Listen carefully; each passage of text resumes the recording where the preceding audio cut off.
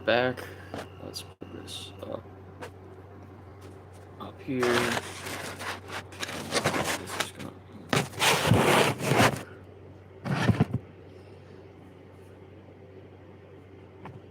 That's okay.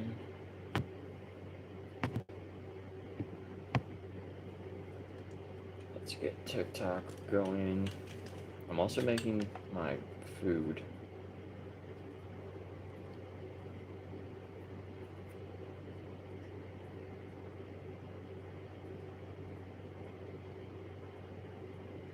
Wonder if I should put these into like a collection or something.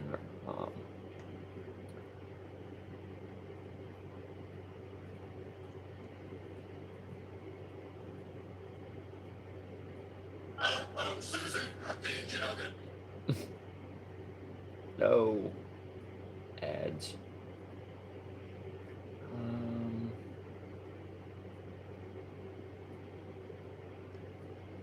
Really? Did I not add the picture? Give me a second. Welcome in. Who's going to be the first to comment today? I forget who it was yesterday. Getting set up on TikTok.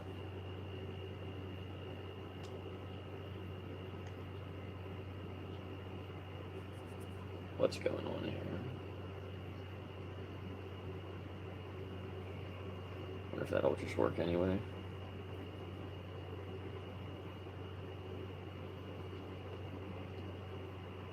Great.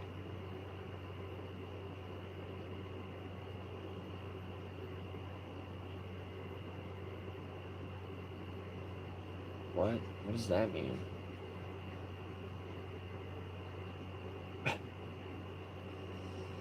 Technical difficulties.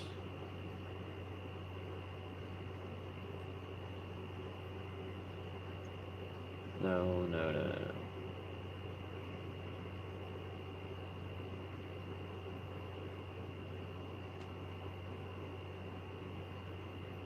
Now it's okay?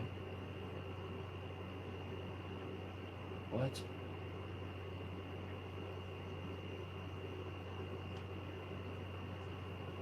Wait, I have it here.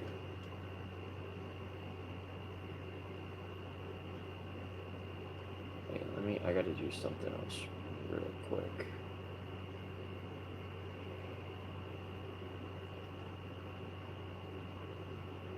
Go back.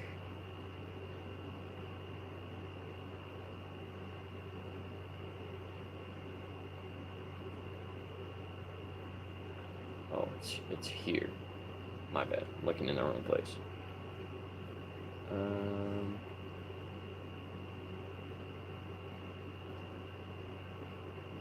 Okay, now I should have it here.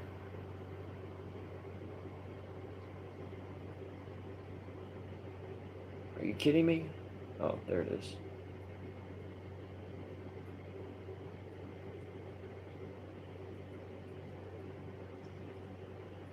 Good to go. What's up, Alicia? Can now receive guest request. Guests requests. That's hard to say fast. Nova, you're so cute. Nova says it's nap time. She's ready for her morning nap.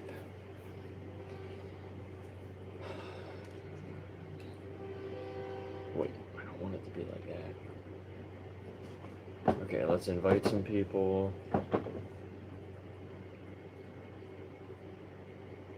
Yesterday I had a conversation with somebody that worked in a pig slaughterhouse who literally moves the pigs into the facility and sometimes works putting them into the slaughterhouse. That's pretty crazy, huh?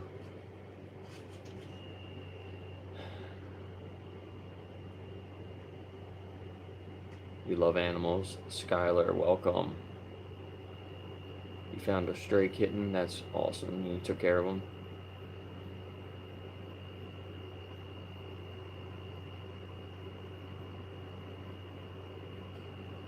Alright, we already got some people that want to come up here. Mikey is loading. Give him a second. It was a pretty decent conversation. They basically were talking about how they've been desensitized to feel about the animals. Like, he would talk about like this paddle that they have, like it's hollow with BBs inside, so they shake it and it makes a sound like a rattlesnake. So it's supposed to scare the pigs into like going to the next area.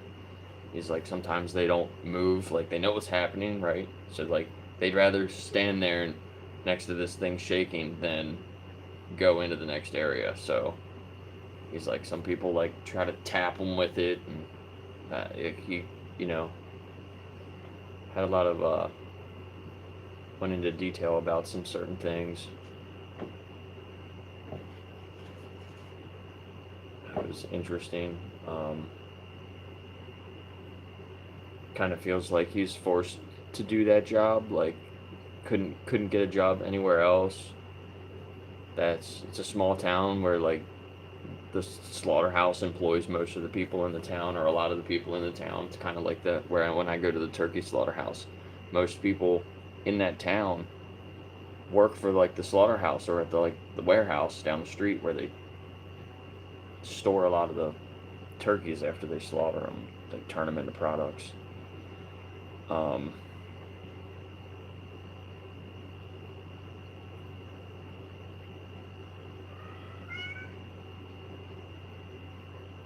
Okay, Ben's coming up.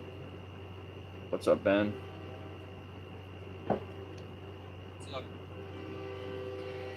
I'm doing good, just getting started. Nice. Okay, you guys on YouTube can hear well, right? There is a little bit of background noise on your side. Not a lot, but Yeah, it's sound could be slightly better. probably my air conditioner. Let's see. Is that better?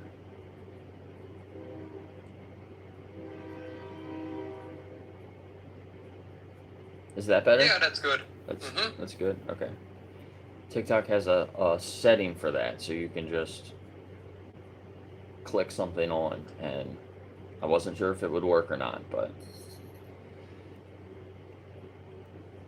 you guys can hear the train. Yeah, trains going by.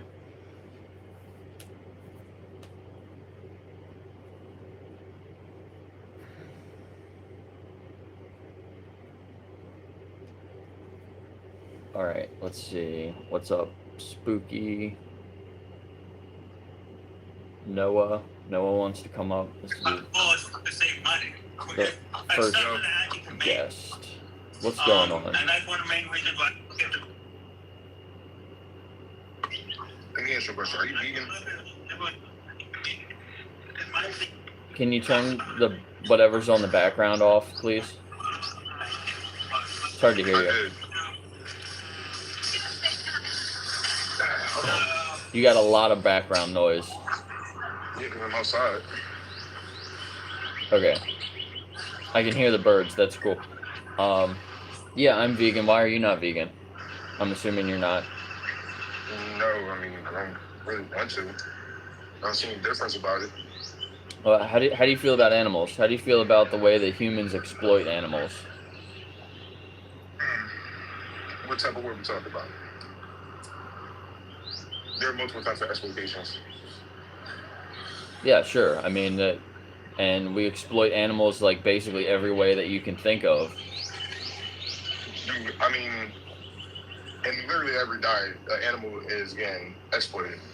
Even in a vegan diet, if you was to do some research about that. Okay, so veganism isn't a diet. Well, part of it is. Sure, part of it is, but do you know what the definition of veganism is? Stop exploitation and killing of animals. Literally the shortest way to put it. Yeah, yeah, it's to reject the exploitation of animals as much as possible. Well, it's big. I kind of did a little research on your diet, and I kind of noticed that they fly in bees It's so you can have your food. it's And not a that's not a diet. form of exploitation. I mean, but what makes that different to me and you? That how y'all exploit smaller animals and we They're exploit not bigger being animals. exploited. You don't have to exploit animals when you buy vegetables or buy other plants. Well, they fly in billions of bees to I force don't them to pollinate that stuff to I make don't sure buy you any eat. plants that use bees to pollinate them. You realize that's mostly like every plant. Like, how would you tell? It's not every plant. A lot of plants are wind pollinated, and for some plants that do use bees, if you buy them locally and you talk to the farmers, a lot of smaller operations, they don't rent bees like that. It's only really the big Some industrial farms. okay, small operations, you really they really do the same thing too, but they won't do it as much since they don't have the I'm proper funds to do that. Okay, so what does that have to do with anything? What does that have to do with directly exploiting other animals, like cows, What I'm pigs, saying is, chickens, ducks, how can you? fish? I'm saying, how can you come on live and say, "Why aren't you vegan?" Or I already guarantee this is probably gonna be something like you're not gonna like, and you might start not a big argument, just like a little debate. And I'm not here to debate. basically, I'm here to have a conversation. So all right. if I'm not some saying if you're some gonna start arguing. vegans pay for products that use bee exploitation, what is that? How does that justify all the other animals that you exploit? Well, what I'm saying is, how can you exploit animals and have the audacity to come here and just debate you? You know what I'm I saying? don't exploit any animals. I never said specifically you. I'm saying vegans. Well, I'm here to Saying talk other about people. you and why you're not vegan. It doesn't matter what other people do. Like there's other people that are racist and sexist, and that doesn't change the way that you treat other people, right? Yeah, I'm definitely gonna change. If people are racist, you definitely want to see them and treat them a different way. Right, but like if other people are racist, that doesn't mean that you're going to be racist, right? No, that means I'll see them as a racist. Right. So, do you know what Or treat speciesist them. is? Let me guess, just racist but different towards animals. Yeah, it's basically being racist towards different species. That kind of sounds made up, in my opinion. It's not made up. I mean, everything to a certain extent is made up, right? But like, there's no difference between species that justifies the difference in the way that we treat them. It's just labels that we give them. You really don't hear the everyday human language. I mean, they use Right, English because language. everyday people are exploiting animals, and they use euphemisms like meat and other products that we give them names to try to separate ourselves from the actual victims of our choices. All right, that guy just left. Runner. What's up, Axel? What's up, buddy? I'm glad you're here. How's it going? It's going good. I literally just woke up, so Nice. how's the conversations gone? Well, that was the first one, so you made it just in time. And Ben, you are a mod, so I'm not sure what's going on there. You should be able to control the guests and things like that too. So, and Axel, I can make you a mod too if you want to be. It's up to you. Either way. Let me see here.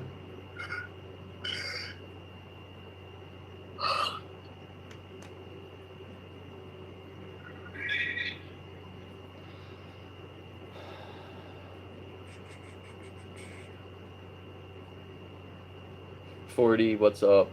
That's cute. Alright, we have a few people that want to come up here. I want to try to limit the time of the conversations to like 5 to 10 minutes. I want to try to make them kind of quick so we can go through a lot of people.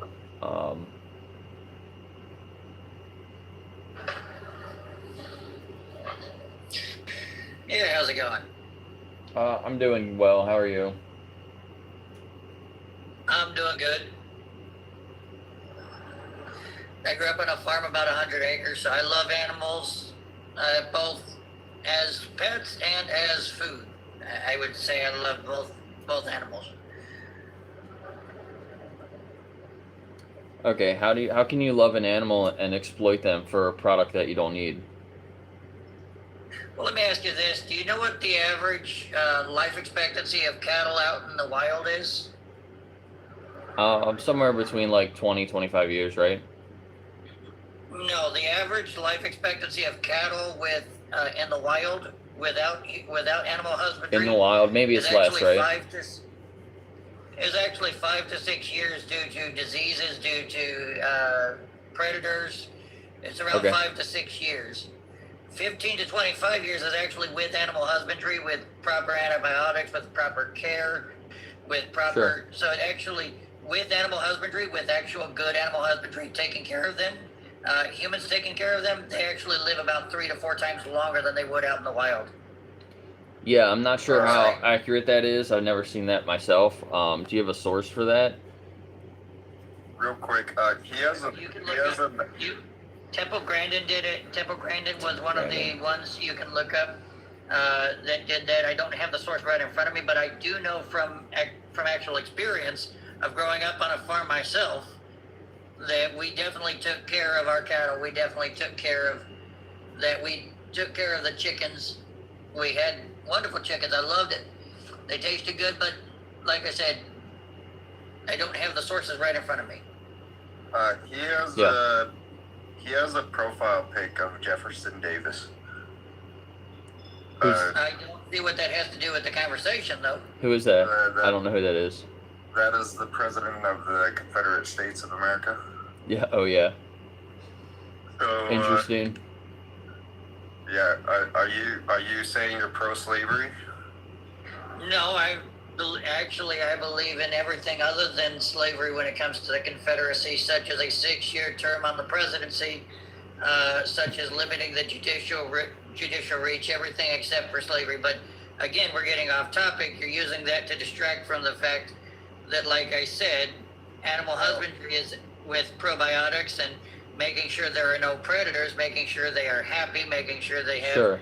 proper care. What does that have to actually do with increases exploiting? the life expectancy. Yeah, we should take care of animals. I totally believe that. What does that have to do with exploiting them for products that we don't need, though? Because it's not exploitation. That's what I'm saying. So let me ask you this: what would you? Okay, so let me ask you this: we take care of the animals. The animals Yep. die. What would you rather do with the meat and the? What would you rather do with the meat and the products that we are no longer using? If you had Yep. had it tomorrow and all these animals died, what would your solution be? So like when your grandma dies, what do you do with her? What do you do with all that meat? Your companion There's a animals, difference your there's a dog, diff- your there- cat there's a passes moral away. difference. There's a moral difference between animals and grandma. Okay, your cat or your dog or your companion animal, when they pass away, do you eat them? If they were grown, so in certain countries there could be. I'm in talking about certain you. Countries there are. Talking about you here. I wouldn't do it I wouldn't do it. Well, I wouldn't do it, but I would see no moral wrong against doing it. Okay, well, I'm not here to debate people, so I'm gonna bring somebody else up. Thanks for stopping by, though.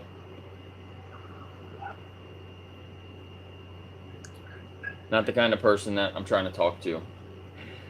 Other people want to come up. Here's 40. Quick question. Yeah.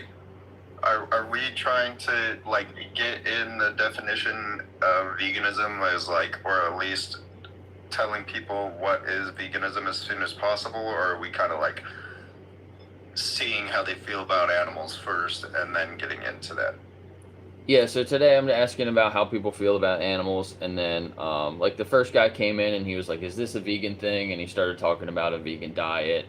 So right there, I just like explained that to him. I put the definition out there. The last guy,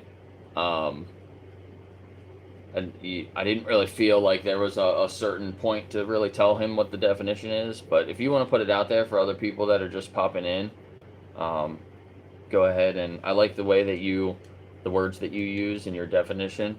Um, so if Okay. you want to say that, I gotta check my food real quick. Yeah, so I just wanted to point out that veganism is not that the other guy knew that we were instantly. I don't know if he knew we were going to get into veganism. The veganism is the rejection of slavery and murder when it comes to animals. This includes humans.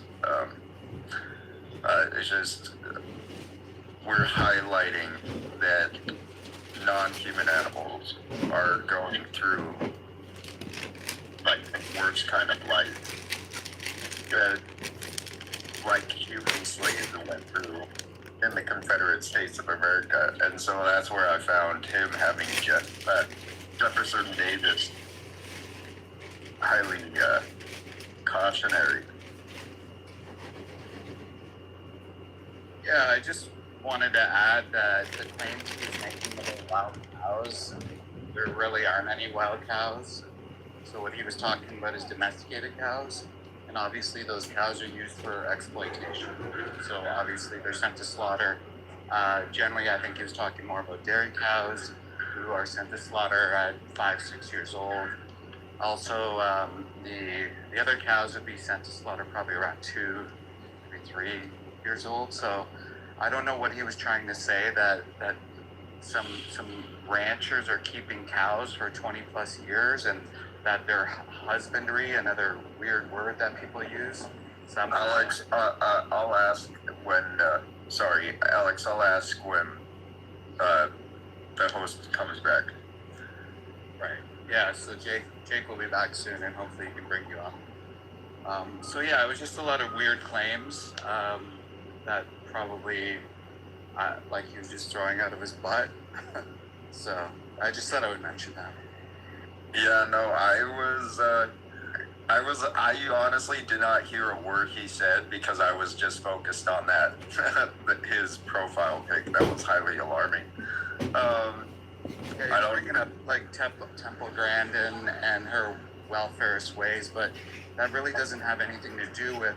It was just helping direct animals more or less in different ways and how you could stun them, and really she profited off the industry as well. And then later on, she's been known to say like she can't really talk about animal agriculture because she might get in trouble for some of the things that she would say. Well, she also was there for to increase profit. She was trying to improve profit. She was trying to say that that treating animals the way they naturally would through the assembly line, rather than forcing them into the assembly line, would actually help increase productivity. It had nothing to do with like it was like essentially saying, you know, if you trap them better, you can trap them easier and have it the system flow better. Yeah, like for example, stunning would be used mostly because you want to confine the animal and not have them get injured while they're trying to kill them. Or unalive them, sorry, for TikTok purposes. Yeah. But I think when he says wild cows, he may be talking about ARCs, or he may be talking, which is an extinct animal, by the way. Or he's talking about the feral cows in the UK, because there is feral cows in the UK that have been feral for, I think, like a few generations now. Yeah, I'm not quite sure because he came up with this stat of they get ripped apart at 5-6 years old. So that just directly led me to like knowing when dairy cows are sent to slaughter. So I don't know how long those feral cows would live till, and yeah, like you said, I mean, they're not anywhere near our chain, you know, and I think I would imagine they probably live good lives because they're probably like in packs, and I don't know, I'd have to research it. But... As far as I know, they live good lives. But anyway, I'll be quiet. No, you're good. I appreciate you guys talking about that. Alex, I think, is our next guest here. What's up? Are you over 18? Yeah. How do you feel about the way that humans exploit animals? I honestly don't think it's okay. Right. You would agree that we should respect animals. Sorry, he was definitely not 18. Gone. Okay. Thanks. Yeah, like I can't go in and check their profiles, so if they just have like a younger sounding voice, I don't want to automatically just kick them. If they say that they're 18 and they're not 18, like I can't really tell the difference. I don't want to just kick people because of the way they sound, but if you go to their profile and they're like, You can should tell. ask them what year they were born, and and it's just too risky when they sound so young. yeah, I mean, some people sound young. If they're gonna come in though and they're gonna have if they're gonna say they're 18 and they're gonna come in, they're gonna have a decent conversation, then I don't want to just automatically kick them. But if they start saying something stupid, then obviously they can go. But I don't want to actually kick people that are 18 that just sound younger. Does that make sense?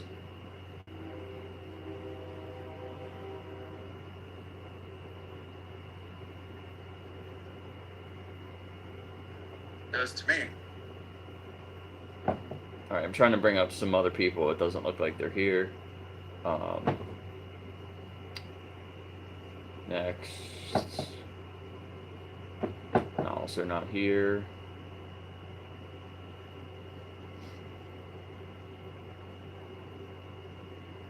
This person just came back.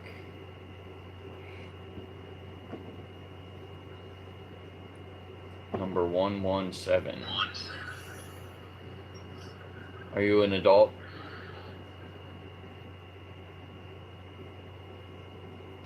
I guess maybe not. Alright, we don't have too many people in here today. If you guys want to come up and have a conversation, we got through the requests that were stacked up there. So you can come right up, just hit the request button, let me know how you feel about animals. We're talking about veganism. How's everybody doing over here? Nova just flipped over, now she got her paws on my back. Nova.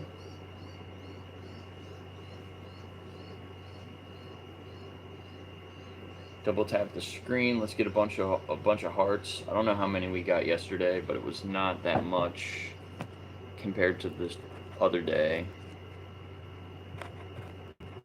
Yeah, I'm on TikTok. Jason, can you copy the link over, or did you already do that?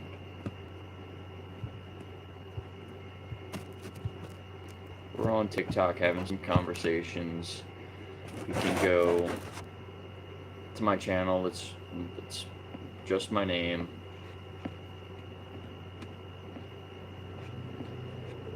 Come to my TikTok. Request up.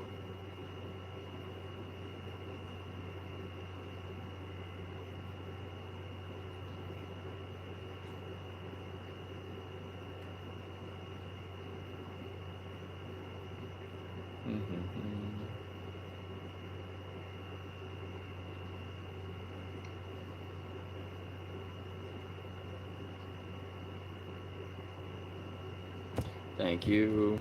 Whoa, no.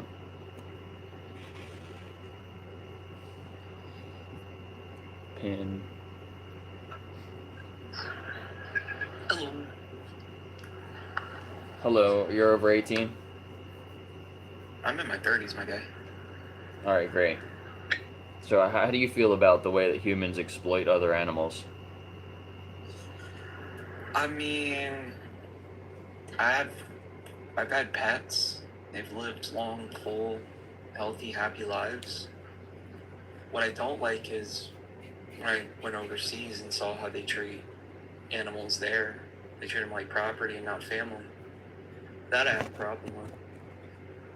Yeah. So what about other animals then that aren't, our regular pets? Like, what about cows and pigs and ducks and chickens and turkeys?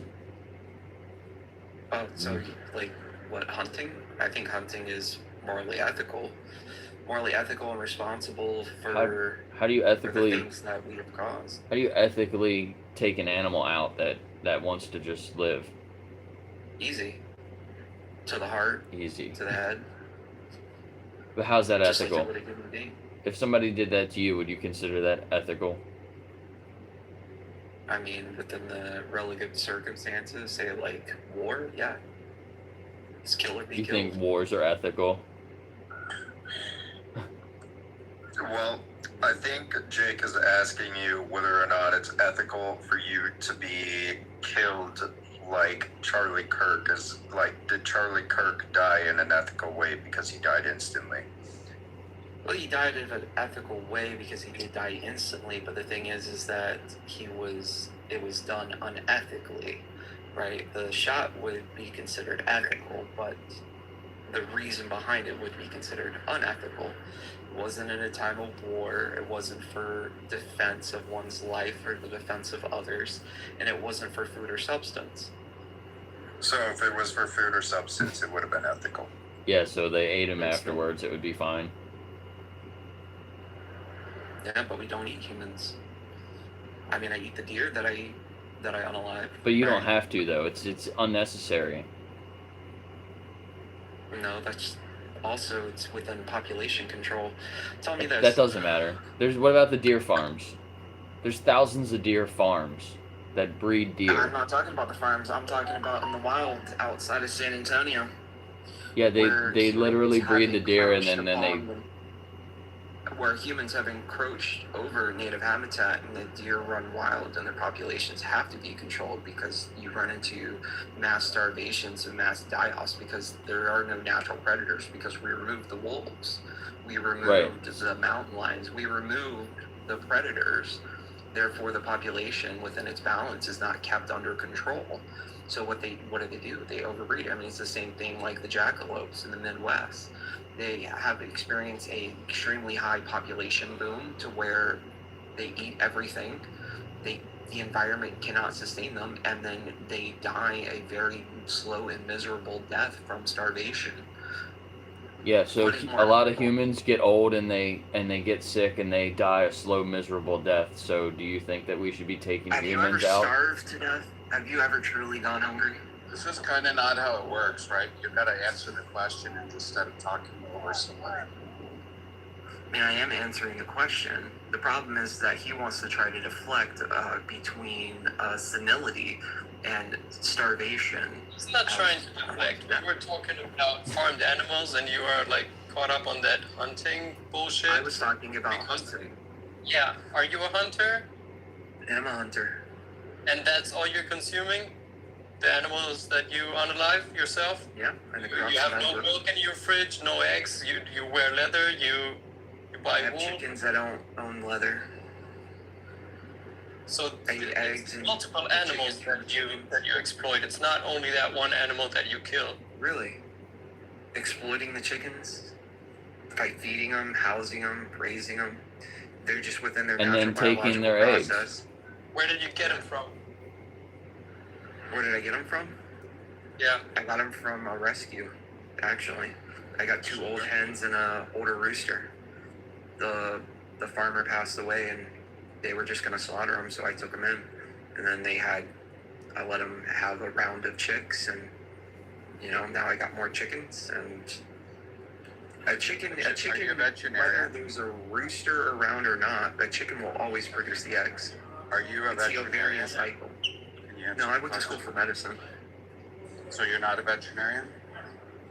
No, I'm not a veterinarian, but I do understand the biological processes of living animals. I mean, we're all pretty much the same, right? I'll give you an example. When my You cat passed away, understand? like this isn't for you to monologue, right? This is questions that we're going to be answering here. Do you know the cycle of a laying hen? How many eggs they produce per year? It's they usually produce about one a week, one every week to 2 weeks, depending on the type of hen that you have. Depends on the breed. So And I didn't. And I said, you also know that they're genetically altered, right? and jackrabbit's not jackalope, by the way, to the person in the comments. I'm not talking to the person in the comments. No, but I was. Well, we're talking here, right? Yeah, you're talking about. So again, being bred. so you're not a vet, and you claim that you got them from a backyard situation. Was it a rescue or something? Yeah, I got them from an old farmer who passed away. His kids didn't want them, and they were just gonna unalive them, so I took them in. So how often do they see the vet? They see the vet when they get sick. Yeah, when is that? Never, because I take good care of them. I make sure that they have their Well, yeah. their there we go. immunizations. I make Another sure that person they're who well thinks fed. they understand that the welfare of the animals. Anyways, I just wanted I find to it be hilarious. clear. Look, do you Well, go to no, a no. doctor? Like, do you? I'm do an you constantly go to I'm a an doctor? ex-agriculture inspector. I worked in this industry. Thank you. Yeah, and I hold an MD, so Oftentimes, please and enlighten so me the difference. Can I talk? I mean, we let you talk. I would love to know how you're more of an expert on animal physiology than me. Please elaborate. Are you done? All right, real quick, we're only gonna be doing like 5-minute conversations, so you guys have Sure, like sure. one last word, and then we're gonna move My on. point is that a lot of these people that claim that they understand the biology or the welfare of the animals, they don't. They literally pick them up. They think that the hens are living a great life. Just by living, these hens are suffering. Just by living. They have prolapses, they have bumblefoot, they have so many different diseases going on. Oftentimes they have crop issues. So these guys that want to act like this is some sort of fairy tale, that they're doing a noble thing. And back to Ben's point. The this peanut guy, method. and back I to got, I got where you're coming from now. back So you to believe Ben, that we should so you're gonna unalive overtalk me. So you're gonna overtalk me. Okay. So there we go. Yeah, he left. But yeah. Anyways, I just want to point out one thing real quick. I don't think we should indulge someone who says cannibalism is ethical. Oh, Yeah. I didn't hear that. Sorry. Yeah, he said cannibalism was ethical. He said it. Yeah, strange take there. Yeah, and Ben called him out right away. Like, you have other products. He obviously has access where he doesn't need to exploit animals. Yeah, we don't have to last 5 minutes either. If they say something ridiculous, then we can definitely just move on at that point. Here's O. Sorry, O. You might have wanted to. You want to add anything to that conversation? Oh yeah, I just wanted to add that I just think it's like ridiculous saying that you adopted and rescued another individual specifically to use them for the parks. That'd be like Yeah. me saying I'm going to the adoption agency and I'm gonna force the children I adopt to do work. Yeah, I thought that was weird too, saying that he rescued them. Like, yeah, very strange. Let's bring up the next guest. Good morning. Sorry, I think we brought up two people at the same time. TBD, you want to go first? Yeah, that's fine. Go ahead. You're an adult, right? Yes. So how do you feel about animals? Do you have any companion animals? I did not. No. Have you had any animals in your life that you've had relationships with?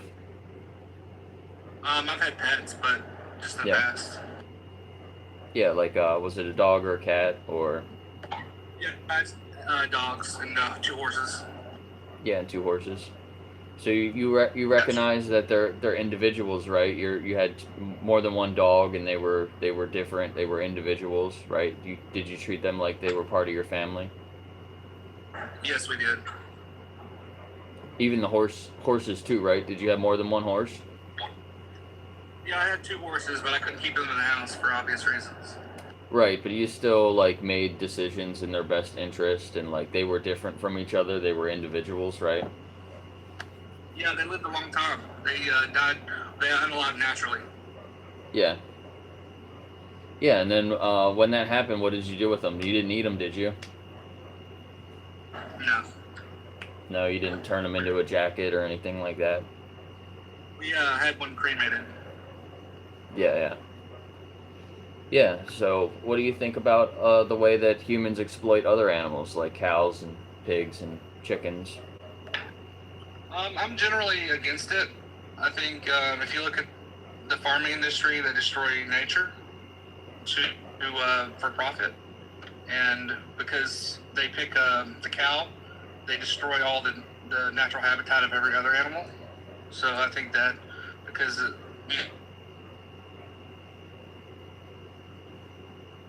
You cut out. Or were you done there? it destroys it destroys everything. I'm against the farming industry as a whole. Yeah, so are you vegan? I'm not specifically. Do you know what veganism means? Not particularly. I think there's a lot of definitions to it, but I'm open to hearing your explanation of it. Right, so it's an ethical principle to reject the exploitation of animals as much as possible. So that kind of sounds like that aligns with your values, right? No, I don't get into the morality side of it. In terms of the way I treat other animals,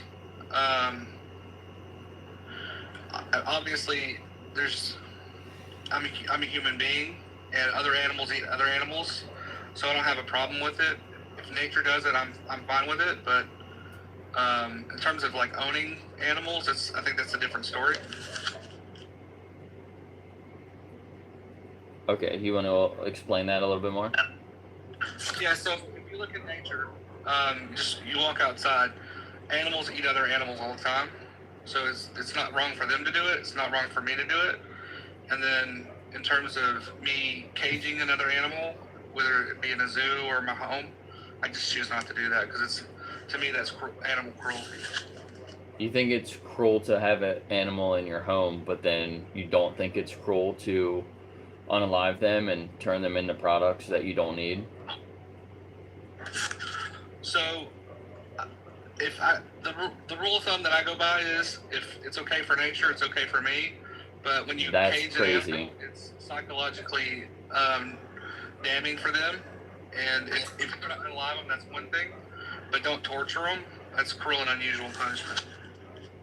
There's so many things that happen in nature that I hope you don't do and you wouldn't think is okay. Well, I'm talking about specifically eating another animal. So why do you just cherry pick one thing and be like, oh, well, this is okay, but like there's several other things that you would definitely not do, I'm assuming. Well, I mean, obviously, if you're talking about like bestiality and whatnot, I think I don't know if you're going there, but obviously that's a different thing. That's sexual in nature. I'm just talking about eating animals, because that was your question. Does anybody else want to say something Yeah, do here? you mind if I inquire really quick? So before we get into the whole eating versus bestiality thing, I wanted to ask you specifically why you would exclude something that we would otherwise see as barbaric towards each other but not in others. So let's take something like filleting humans. We would obviously agree that that would not be something ethical to do, but we would also say that causing infanticide is not something ethical that we should do, but that happens in nature regularly. So I'd have to ask you, what would be the difference between the two scenarios that says one is okay to do that to other sentient beings, but the other is not? So, in terms of eating human flesh, right, that's majority of people see that as a moral issue, but majority of people, if you were to put them in a situation where they're on a boat or they're on an island, if you look at the people that have plane crashes, they eat other human beings after they pass. Nobody blames them for that, for their survival. So I think there's a debate to that issue. Yeah, let me rephrase what I'm like referring to though. I'm talking about like not out of necessity.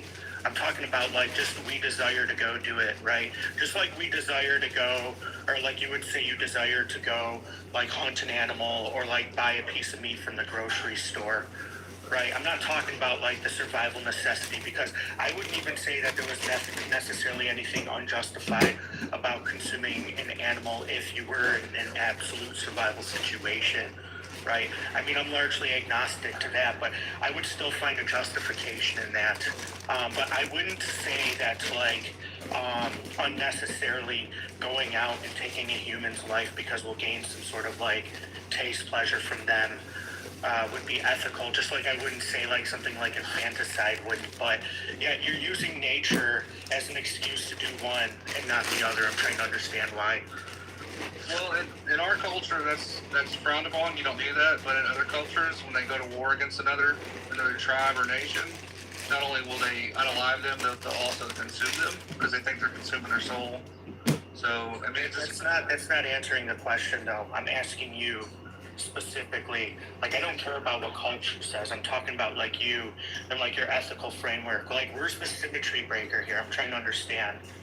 Like what says this sentient being should not be like used in this manner, but this sentient being can or should. Yeah, well, the difference is I believe that people are different than animals. And yeah, sure. I can agree with you. Like people are different than all animals, just like all animals are different from each other, and just like all people are different from each other, right? Surely you wouldn't find it justified to oppress another individual just because they're different than you. Yeah, so I don't believe in unaliving human beings. Yeah, that's not really addressing what I said, right? Like, I'm looking for a symmetry breaker, and all you said they're different. I understand you believe that they're different. I'm trying to understand what the relevant difference is that justifies the oppression of one and not the other.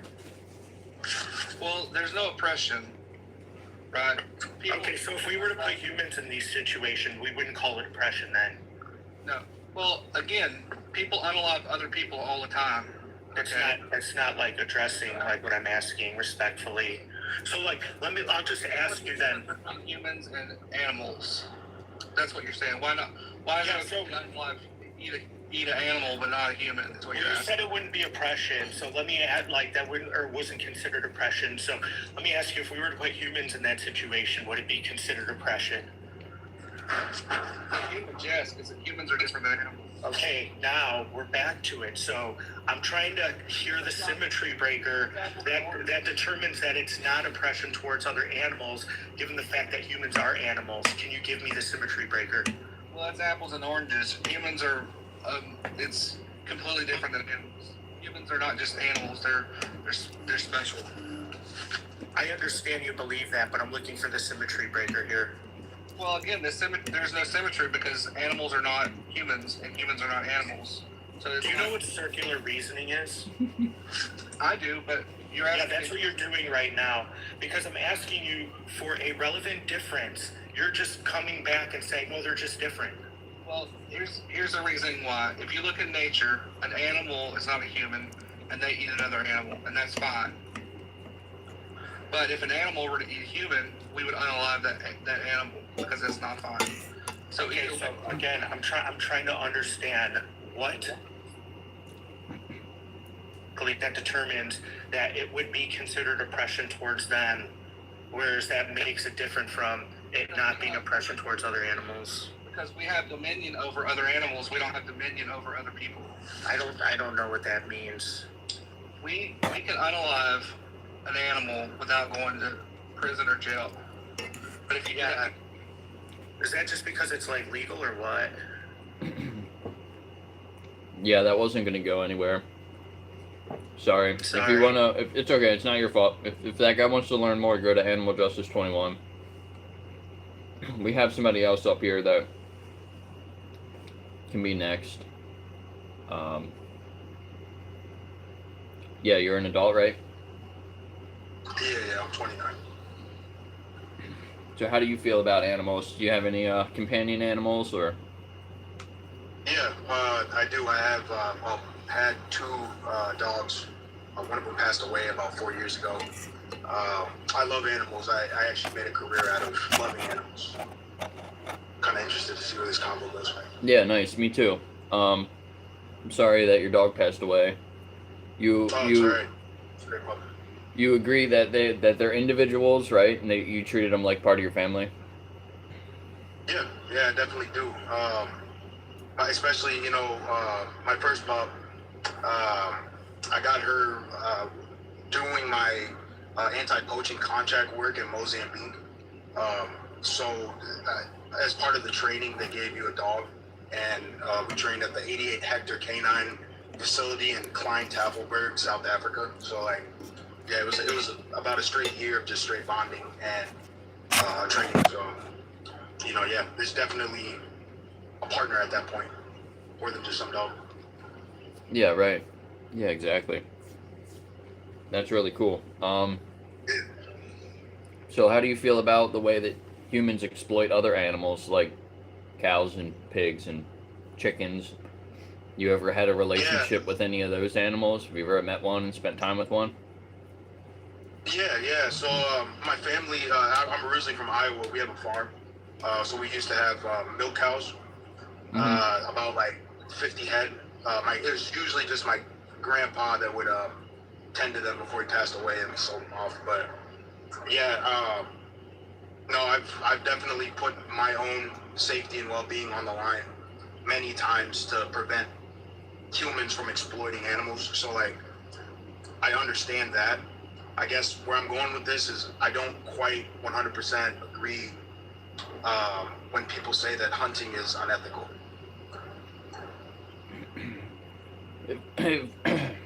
Sorry. If we have another option, though, instead of unaliving an animal, do you think that we should be choosing those other options? Yeah, 100%. And that's just that's kind of where my mind goes, is that being around the world like I have, and especially in Africa, the eastern coast, Mozambique, South Africa, right? I don't think that it's possible yet. The infrastructure isn't there yet. There's a lot of other issues you have to solve before we can get to that point. Because I'm not opposed to, completely eliminating animal meat and products from my diet 100%. But until it becomes feasible, I don't see it as unethical. Why is it not feasible? Where are you now? Is that where you are? Yeah. Mozambique, near it's south of Palma, is a town on the coast. But I'll be coming back for about a 2-year leave, and then I'll come back here to Africa again. So you can help change the systems there, right? You can help veganize that area. To an extent. If I'm just being honest, my job is anti-poaching officer work has really shifted to specialized security, just because of the levels of corruption. So we genuinely are understaffed and overwhelmed with just so many other issues constantly, that focusing on just making everybody vegan, trying to explain that to people, trying to implement a system that makes it common and easy to obtain, right? It's a task that I don't think anybody here is equipped to kind of tackle that way. Can you kind of get where I'm coming from? Yeah, I understand. There's a good question here. Why is poaching wrong but hunting is okay? Yeah, so I actually think about this all of the time. The type of poaching that I most commonly see, and I've been doing this since 2018, when I first signed up for this, right? Over the years, a lot of the poaching isn't to harvest sustenance. It's not to use the animal how nature would intend the animal to be used. A lot of the poaching that I see is trophy hunters, and they trespass onto land. They'll find the biggest, let's say it's a blesbuck. They'll find the biggest blesbuck they can, shoot it, take photos with it, right? And from there, they just leave it. not selling it off, not bringing it to maybe a school that could definitely use the resources. You know, a lot of times also I see kidnapping of animals for like exotic animal trades. That is a form of poaching, and I see that more times than not. So like the difference between a hunter going out, collecting an animal and using it for sustenance, for resources, trying to not waste as much as he could, there is a massive difference between that and somebody that's abusing animals in their natural habitat, right? Exploiting them for reasons that do not involve any sort of a ethical like grounding. I don't know if any of that makes sense or not, but that's kind of where my mind goes when. Yeah, it makes sense. Like, it can be kind of justified if you have no other options. If you've literally done everything that you possibly can to not take out an animal, and you're gonna starve. Like, then I guess, yeah, it's kind of justified in that case. But is that really how you're living, like, right now? Yeah. So currently, right now, I have not gone to a grocery store to buy any animal products since. Do you have a grocery store though? Yeah, of course there is. In the town of Palma and Pemba, and then when we go down to Klein-Tafelberg, there's tons of grocery stores just like we have in the States. So you can be vegan. What was that, sorry? So you can be vegan. Like, you can go there and just buy plants?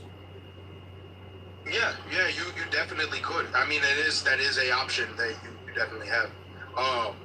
Hey, could I just ask, do you know who Damian Mander is?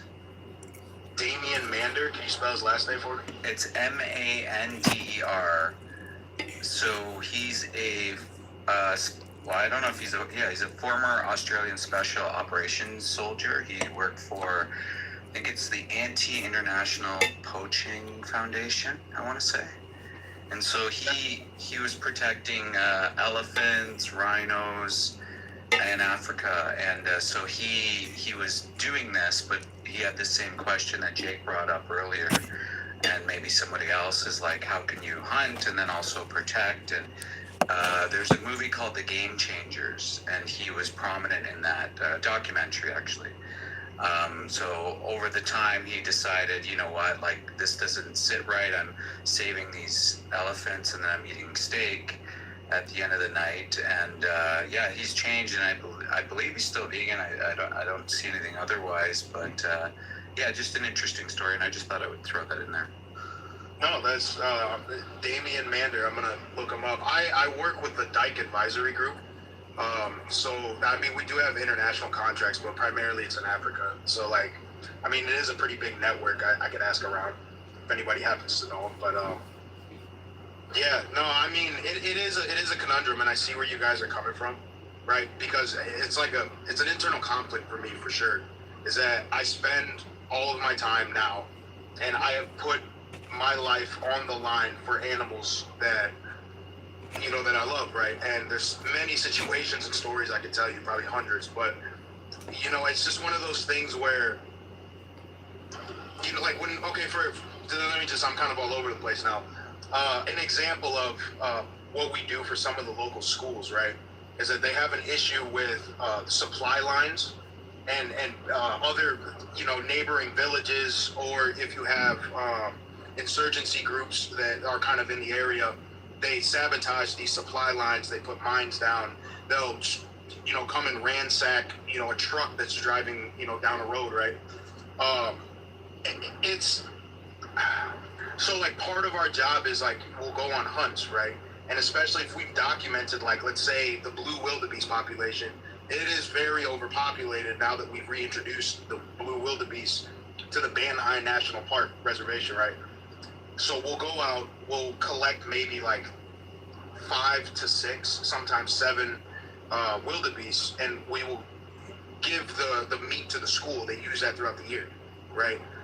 Like, it's things like that that make me think that, okay, my diet now of eating meat, if I'm not exploiting animals in a way that's outside of how nature takes care of other animals, right?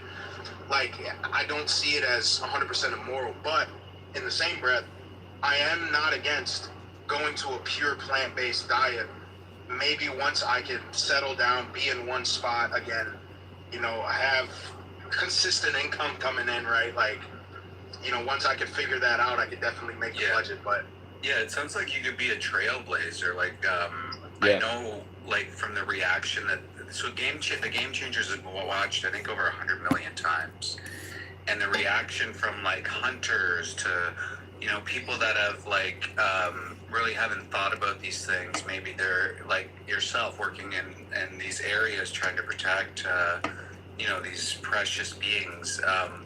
It changed a lot. It changed a lot of some of the influence of people. Like, we share it often with people that are either athletes or people like yourself or hunters.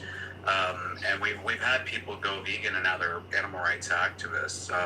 What I would say is someone in your position has like a great opportunity to really like shift maybe some of the culture. And I understand there's going to be, of course, we don't even know the difficulties that could be there, but I would encourage you, the faster you go vegan, the faster you implement, something like what we're doing is just a little bit of advocacy. That could go so much further than maybe even just the regular people, just because of like the nuance of what you do.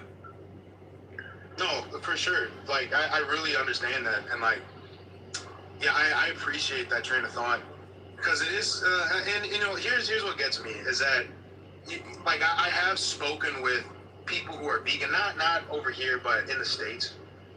And that's just kind of, that's just part of the topic, is that they ask what I do, or they know what I do, and then they ask why I'm not vegan. And it's like, it's very easy to kind of organize your life, especially when you have like something solid going on. I don't know if that makes sense. Like, you can form this routine of like, you know which grocery store you're going to go to every day, or not every day, every week, right? Or exactly where to find this, exactly where to find that, etc., right? And then you can kind of also find people around you that think similarly, and you guys bounce ideas off each other and you grow that way, right?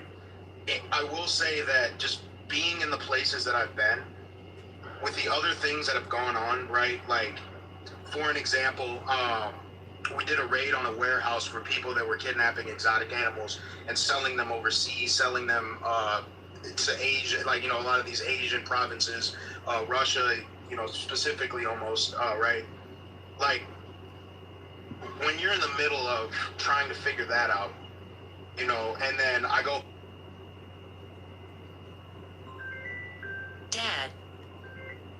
Well,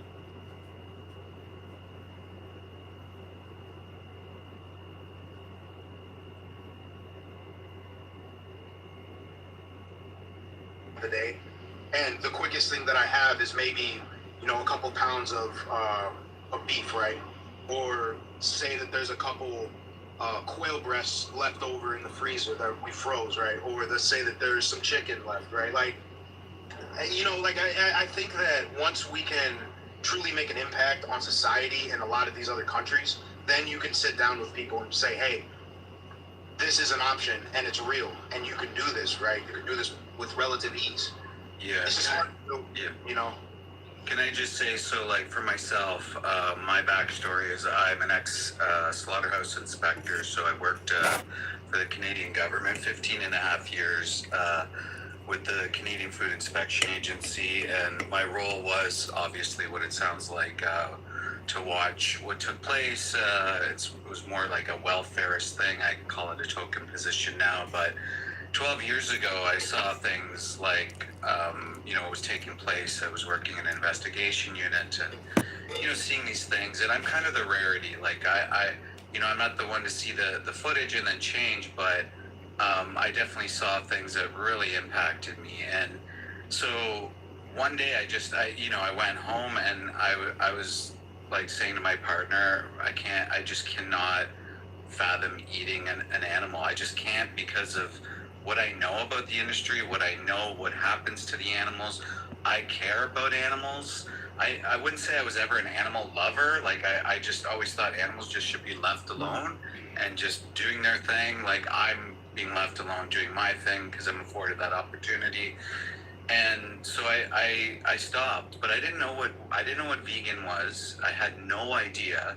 I just knew that like I was gonna find a way. Like this was gonna happen, and I even was like concerned about my health. I didn't know what I know today, but like I didn't know, but I was just like, you know what? Like I'm not gonna think about it anymore. I'm just gonna stop. And so I think like of course there's some nuance always, but regardless, if I know that you save these big beautiful elephants, for example, and like imagine that one elephant is there, or I'm not sure. Was the canine guy the guy before, or are you the canine guy? No, I went and had canine training. Okay, yeah. And so the way I look at it, like now, is like, I present it this way, just as an if, like an analogy, right? Like, imagine somewhere somehow, like, we found out that eating canines for some reason had a property in them that extended our life like 10 years or something like that, and the animal agriculture just decided to drop all other animals, but they put canines in the menu.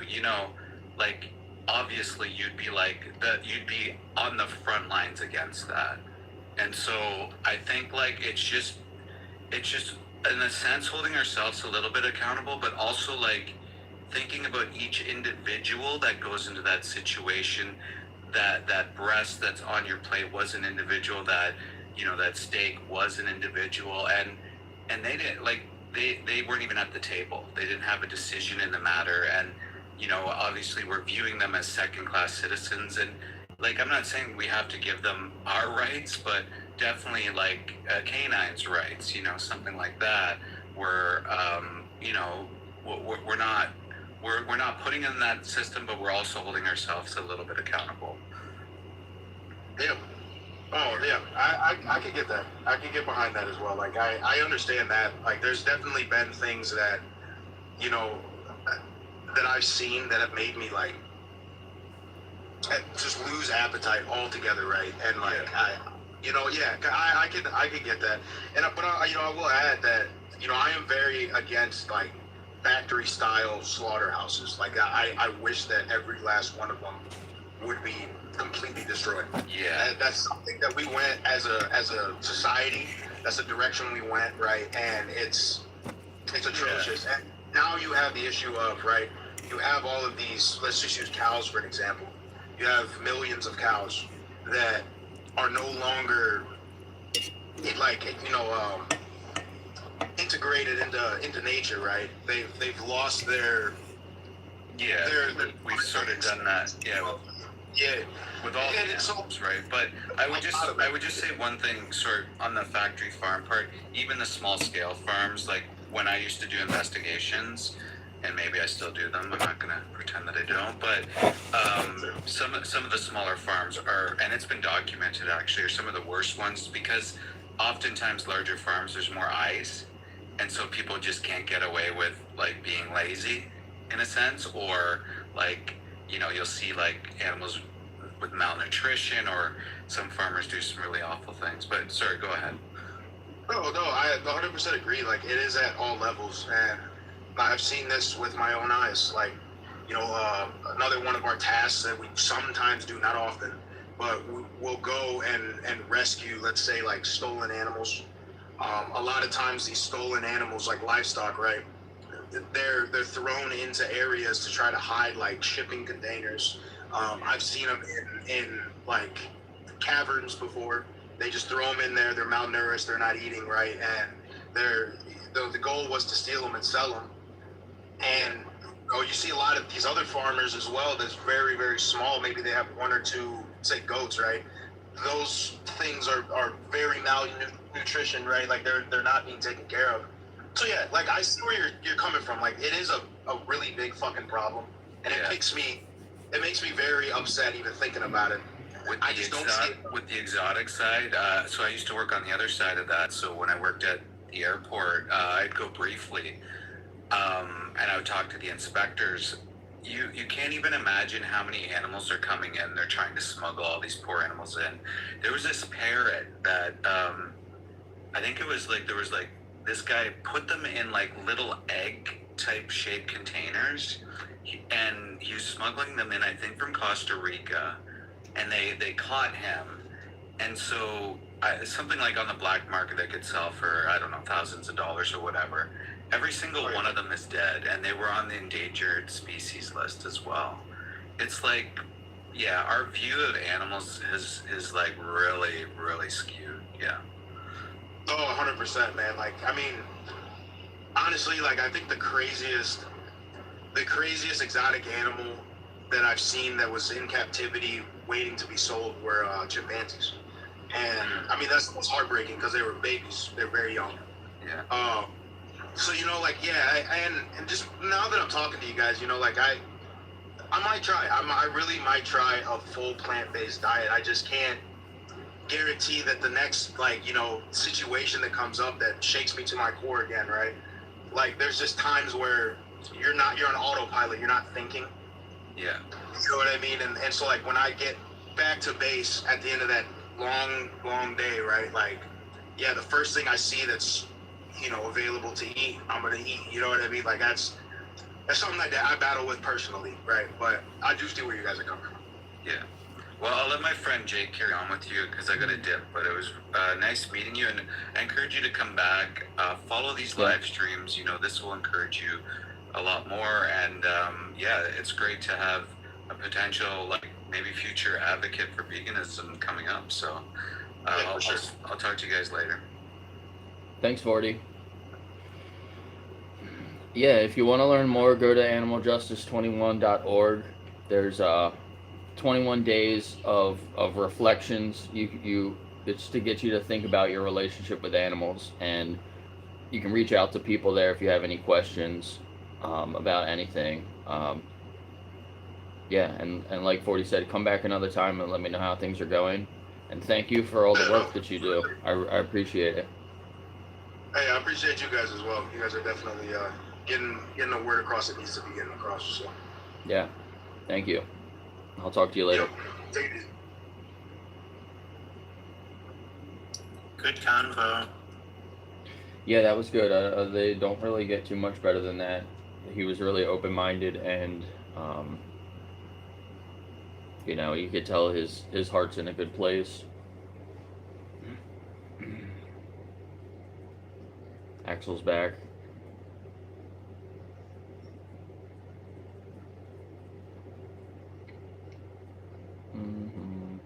That conversation went a little bit longer than I would like, but it was a good conversation. So and he has an interesting perspective that you don't hear all the time. So I wanted to kind of let that go for a little bit longer. Axel, do you want to come up? Yeah, dude, I don't know why it keeps kicking me. It's so annoying. I think, like, if you, like, put the, like, if you leave the app, it'll kick you after a certain amount of time.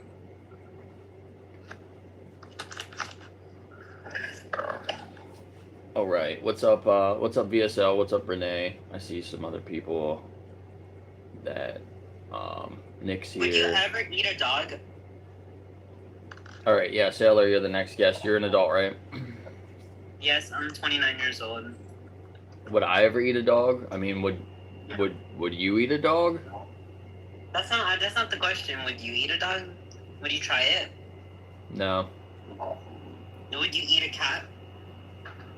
No. What about you? Would you eat a newborn cat? Stop turning my camera off. That's a weird question. Why are you doing that? Because this isn't a place to have your camera on. But Jake has his camera on. He's the host. Jake, let me have my camera on. I won't do anything weird. I'm serious. I'm 29. You can turn your camera on. If you do anything weird, you're just gonna get blocked, though. That's fine. I'm an adult. I'm not one of those weird kids that like to say and fake their age to go on live panels and spam the N-word. Yeah, that's kind of weird, isn't it? Yeah. So you wouldn't eat any of these animals, right? No, I don't find dog appetizing. I'm not gonna lie. Like even if you served it on a platter, fully cooked, I wouldn't be like appetized to eat it. What about other animals? On the other hand, pork does sound really good. Why? Who doesn't like pork? Bacon. Well,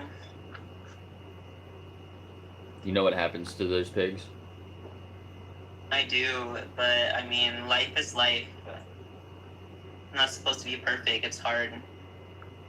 It's us or them. Like imagine if pigs were eating us. If a pig's trying to eat you, then you can stop them. Veganism isn't about being perfect. Respecting animals isn't about being perfect. Hey, thanks for the pumpkin. That was cool. Yeah, that last guest, kind of strange. Not the most genuine conversation there. Yeah. What's up, Nick? Yeah, so I have pet pigs. So I usually request to come up when somebody just starts talking about how they can just, like pigs aren't worth anything or something. Like, ooh, pork is so tasty. Yeah. Like, my pigs are smart individuals. They're very, very intelligent. Also, a lot of people, I'm sure Big Nick knows this, a lot of people don't know this though, pigs are so family oriented that all the daughters stick with their mother their entire lives. They don't leave their mothers, only the sons leave the mothers. Interesting. Like, pigs are heavily family oriented. That's cool. I didn't even know that. Mother pigs sing to their babies. Oh. Alright, we need some more guests.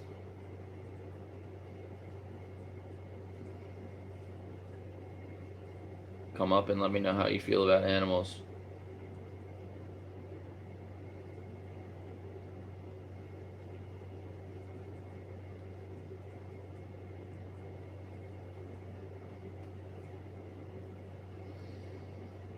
And pigs will go around and like take things and bring it back and like decorate their homes, and I thought that was pretty cool when I first heard that.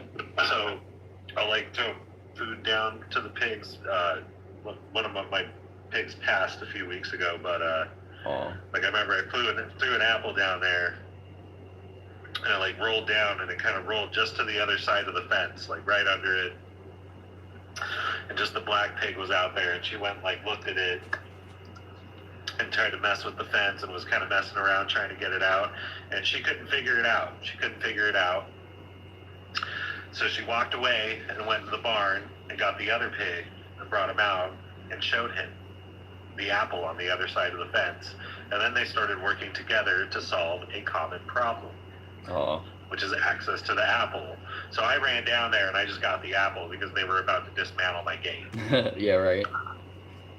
That's funny. That's something that I do with dogs, to try to like build their confidence. And I get like a toy or some treats or something, and I put a barrier in between it, and I put it on the other side, and so like they have to like go around.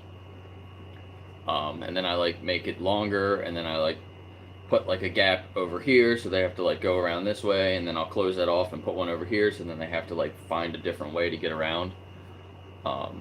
Yeah, they're so smart. Like it's so cool watching an animal like solve a puzzle like that. There's a video online with a maze with a treat in it, and there's a bunch of puppies and one pig. Yeah. And the one pig finds it before all the puppies. It's a baby pig too. It's like a puppy pig, Oh, that's cool. Yeah, it's funny. Some dogs it takes forever to figure those things out, and other dogs they like just get it so quickly. Like they're all different, and it's really interesting working with a bunch of different dogs and seeing that. All right, we need some more people to come up.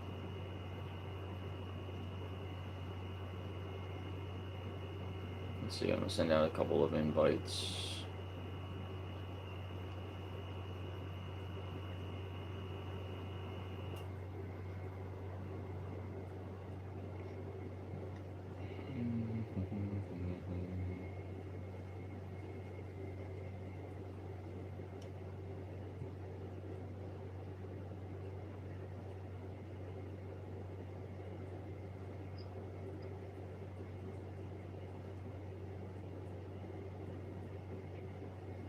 Yeah, there is a link. There is a link over here if you want to come have a conversation. The pinned comment.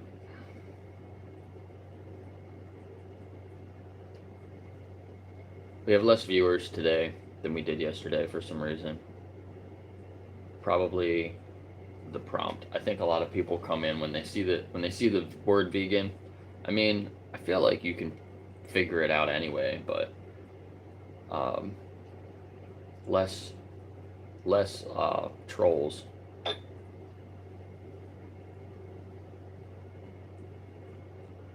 Thanks for the follow. Let's see how many followers do we have today. We got 6 followers today so far. Saying my phone is getting too hot. My phone is a little hot.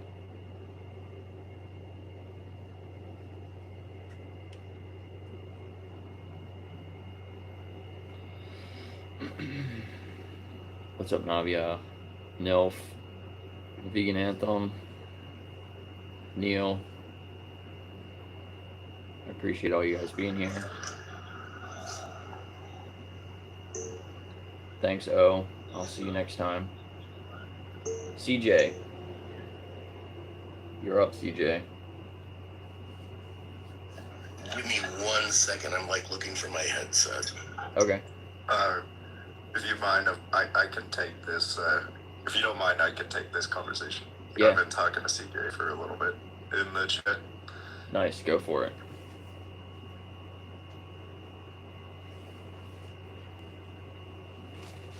I'm eating some soy curls and some nuts and seeds and a bunch of veggies. It's delicious.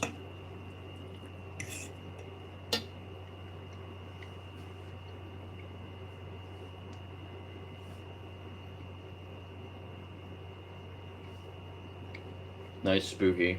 It's remembering your followers now.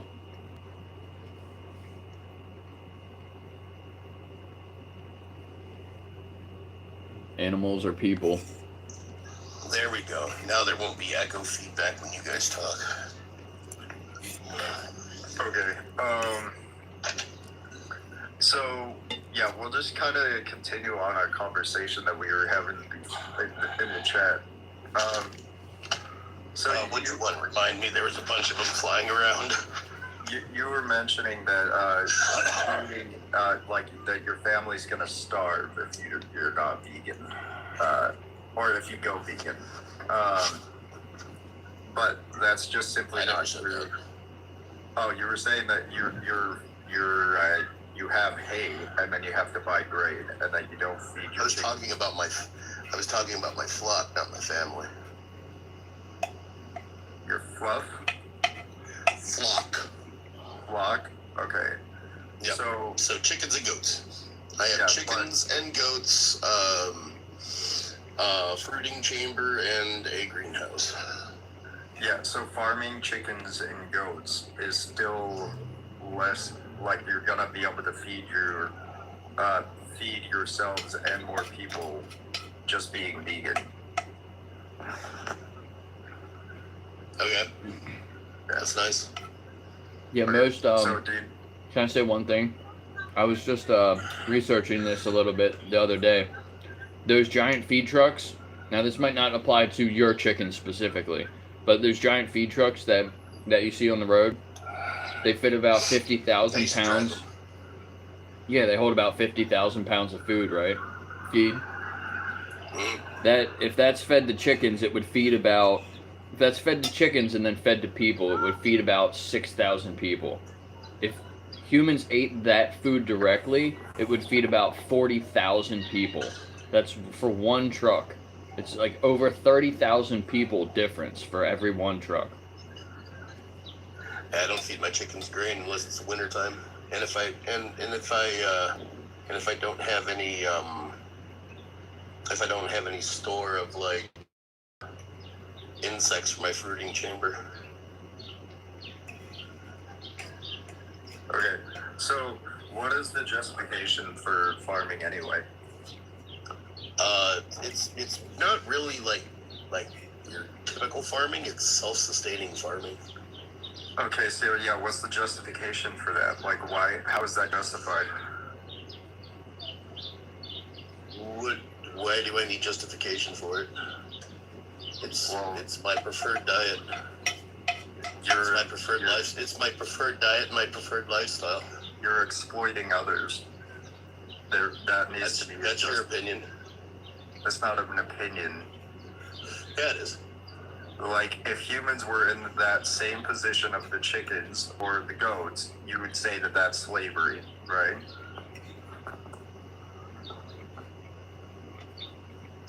Or say that one more time. I kind of missed that. I got the slavery part. I missed the first part of that comment. If humans were in the position, like if someone were to farm humans for the same reasons that you're using the goats and the chickens, you would call that slavery. And I'm pretty sure there'd be laws and sanctions against that. Yeah, regardless of legality. Let's say it wasn't. Legality trumps everything.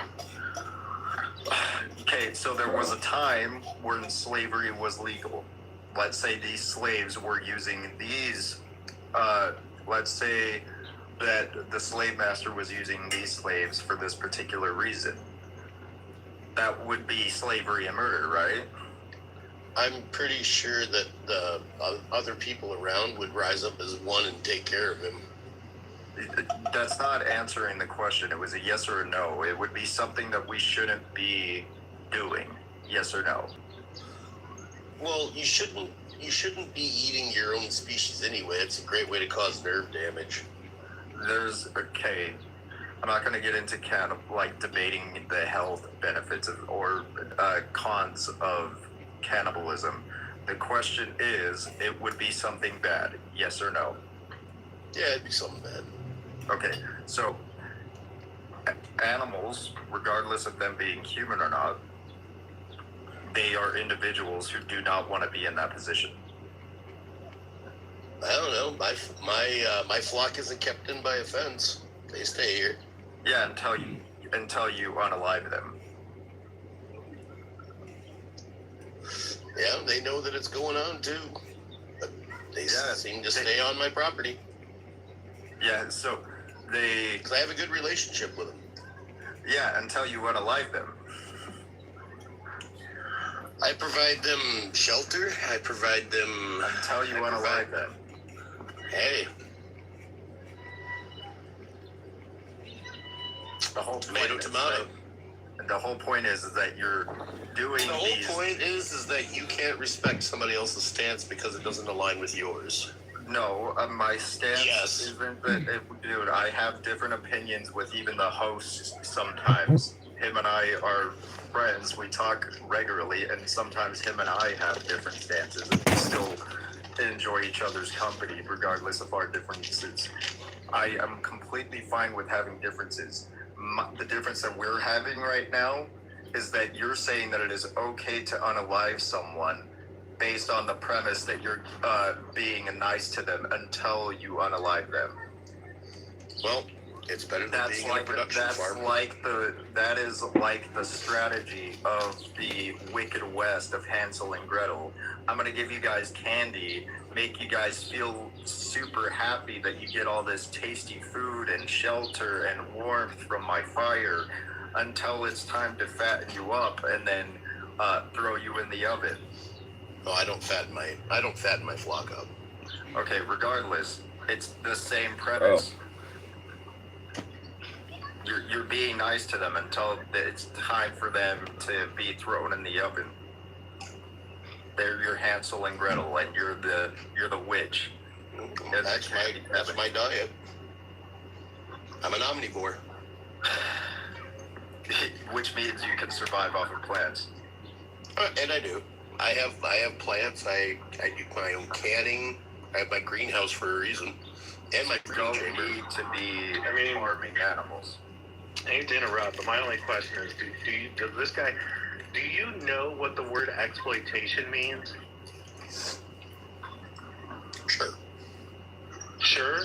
Because what you're doing is, like, whether you think it's right or wrong or not, what you're doing is textbook definition exploitation. And you're like, no, I know. So is every cat and dog owner. No, what you're doing is I'm sorry, how did you interrupt me about a cat and dog? What about a cat and dog? If they're buying from a breeder. So is every cat and dog owner. What are you talking about? Nova doesn't agree That's an with you. exploitation of an animal. Okay, but in what manner? What are you talking about? In what manner? You're exploiting that animal for companionship. Do you think it wants to be there? Do you think it wants to be taken away from its mother? I think you're confused about. I think you're confused about the difference. And I think you're trying to use exploitative nasty relationship words to try to make and me a feel companion relationship. So a companion is different than an exploitative relationship. You're still using it for your means. That's No, I'm not. exploitation. These animals have been rescued. I don't even like being around animals. All I do is provide animals with a safe place to live. That's it. They're not my pet. They're not here for me. They're not here for my enjoyment. You're very confused about the difference between exploitation and companionship, and you don't know what exploitation is, and that's why you said you're not doing it, even though you are participating in textbook exploitation.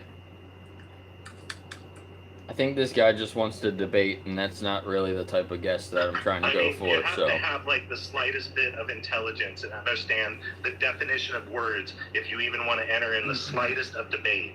And he doesn't understand what exploitation or companionship is. I just wanted to point out that I agree. If you purchase animals from a breeder, yes, that's exploitation. But yeah. So where did you get your chickens when you first bought them? When I first got them, I got them you just from went out and found my. some chickens on the road and just took them. No. You didn't. So you went? Would you go to a That's feed okay. store and you paid a breeder for your chickens? Nope. So the chickens just materialized out of thin air. So are you gonna let me answer the question? Or are you gonna keep making assumptions? I mean, are you going to answer the fucking question? You're gonna give me an opportunity to. Answer the question. Okay. So I got them from a local farmer. A breeder, a chicken breeder. No, not a chicken breeder. A local farmer. If you went to a farm and got chickens, then you got chickens from a fucking breeder. He doesn't breed chickens for sale, so no, he's not a breeder. He has chickens and they procreate. That is breeding. Whether he's selling them or not, that's what they naturally do in nature. Bro, he's breeding chickens. He's letting them do what they naturally would do. That doesn't mean he's not breeding them. He's breeding chickens. He's breeding chickens to do his business. Whatever you want to stop Hold on. He's not restricting them. He's not spading or neutering them. He's actively letting them breed. That is him being the breeder himself by letting them stay together and procreate. That is him. And then he is probably supplying people with the chickens. No. Probably selectively breeding them. Yes, but the circumstances were he had extra, and he asked me if I'd be interested, and I was like, yeah, sure. Yeah, so he bred too many chickens, and he had a surplus of what he had bred, and he called somebody, and then he distributed those chickens. All right, we're gonna move on. Thanks, CJ. Cool. Come back another time.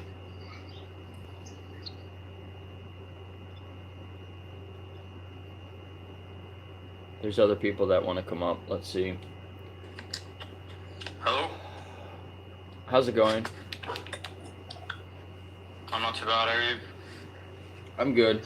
How do you feel about animals? In what sense, like veganism, or like just Yeah. overall? Have you ever thought about being vegan?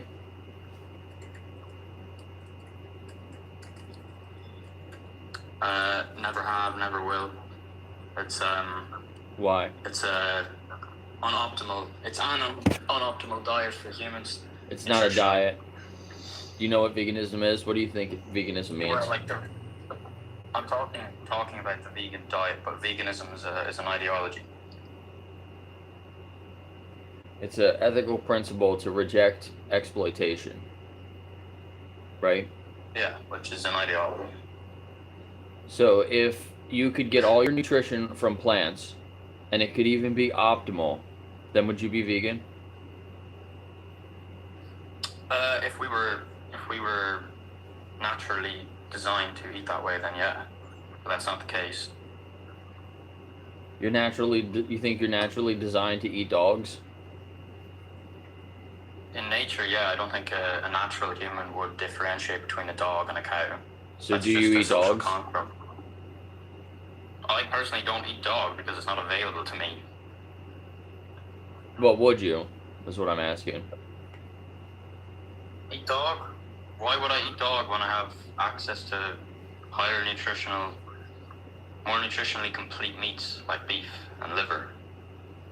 Why would you eat cows if you have plants that are nutritionally complete?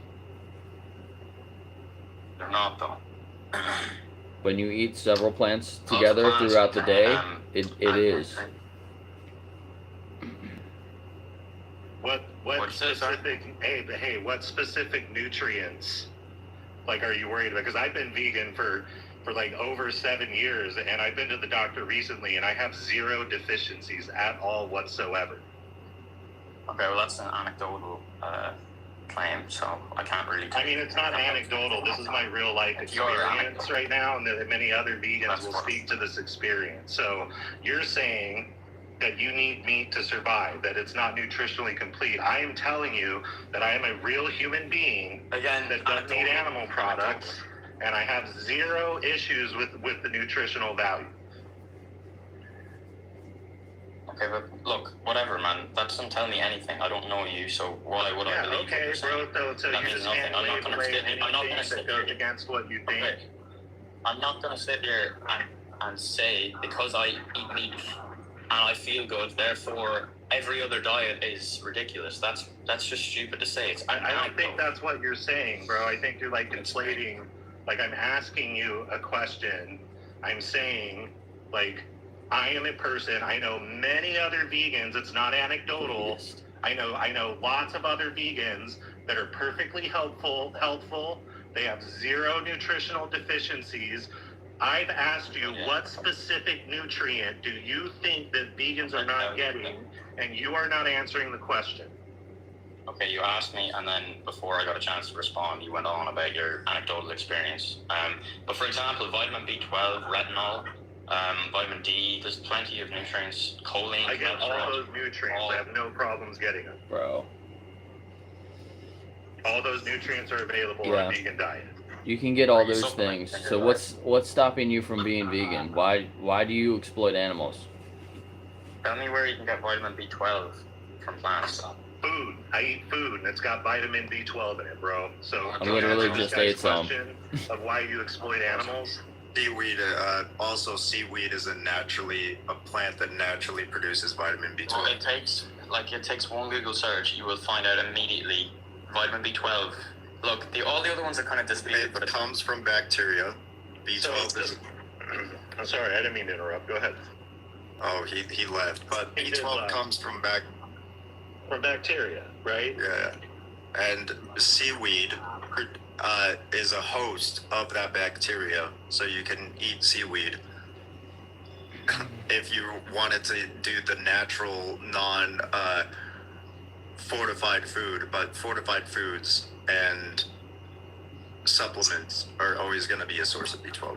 And that's what I was going to get into is fortified foods. Like, everybody eats fortified foods. Everybody, not vegans. That guy that was on here, he's probably eating some kind of food if he's eating meat, he's eating fortified food because they inject those animals with vitamins And that's why people think that meat is some magical nutrient delivery system and not just a dead animal on their plate. Yep. Yeah, exactly. That guy. It's like nutrition isn't a debate. You can go research that stuff. We're here to have a conversation about how people feel about animals, not nutrition. The way I knew he was going to say B12 was like, it was the most predictable thing that's going to happen today. Yeah. Yeah, and people always say cholesterol too. And retinol, And like... Yeah, I thought that was funny. All right. I saw this person say something about how I think veganism is elitist. Is that what you were saying in the comments? Yeah, I find it to be. I'm a Nupiak. I hunt and I fish all my food. I believe in balance with nature. It doesn't pleasure me to go hunting. It doesn't pleasure me to do these things. It's out of necessity. You don't have any other options? We have a very short window. We have a very short growing window. And then 3 months of darkness. I'm above the Arctic Circle. Oh, really? That's cool. So why don't you move away? Move somewhere else where it's easier to get food. Then you don't have to hunt. You're telling an Inuit, you're telling me to leave my family? Well, do you see the colonial concept? Do you see what you're saying to an indigenous person who's had family here for 20,000 years? You're telling me to leave my tribal lands. Well, you said you don't get pleasure out of hunting, so why do you keep doing it? Sounds like you have a dog. I will not. Your Inuit fam. Your Inuit yeah, my fam. dogs don't even like you. Yeah. I think this person's just hostile. Yeah. Like I know plenty of Native Americans. I grew up right next to the Shoshone Reservation, and every single one of them supports me. Some of them are vegan. Like, it's such a trope, and I don't even think your question was rude. I think she got triggered off of nothing. You didn't even say move. You said, why don't you? And instead of getting mad, she could have just said, oh, well, I don't move away from this land because my family and people have been here for 20,000 years. Like, that's the edge case. We're not fucking talking to you.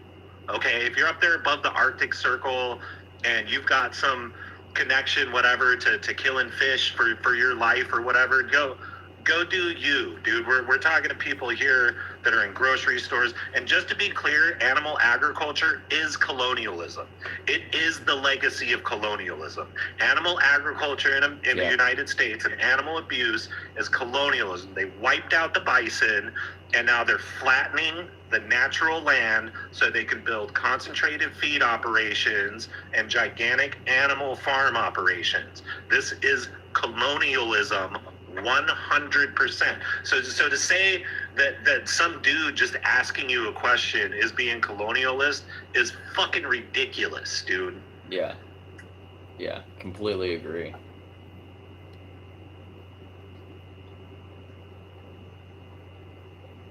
What's up, Zara?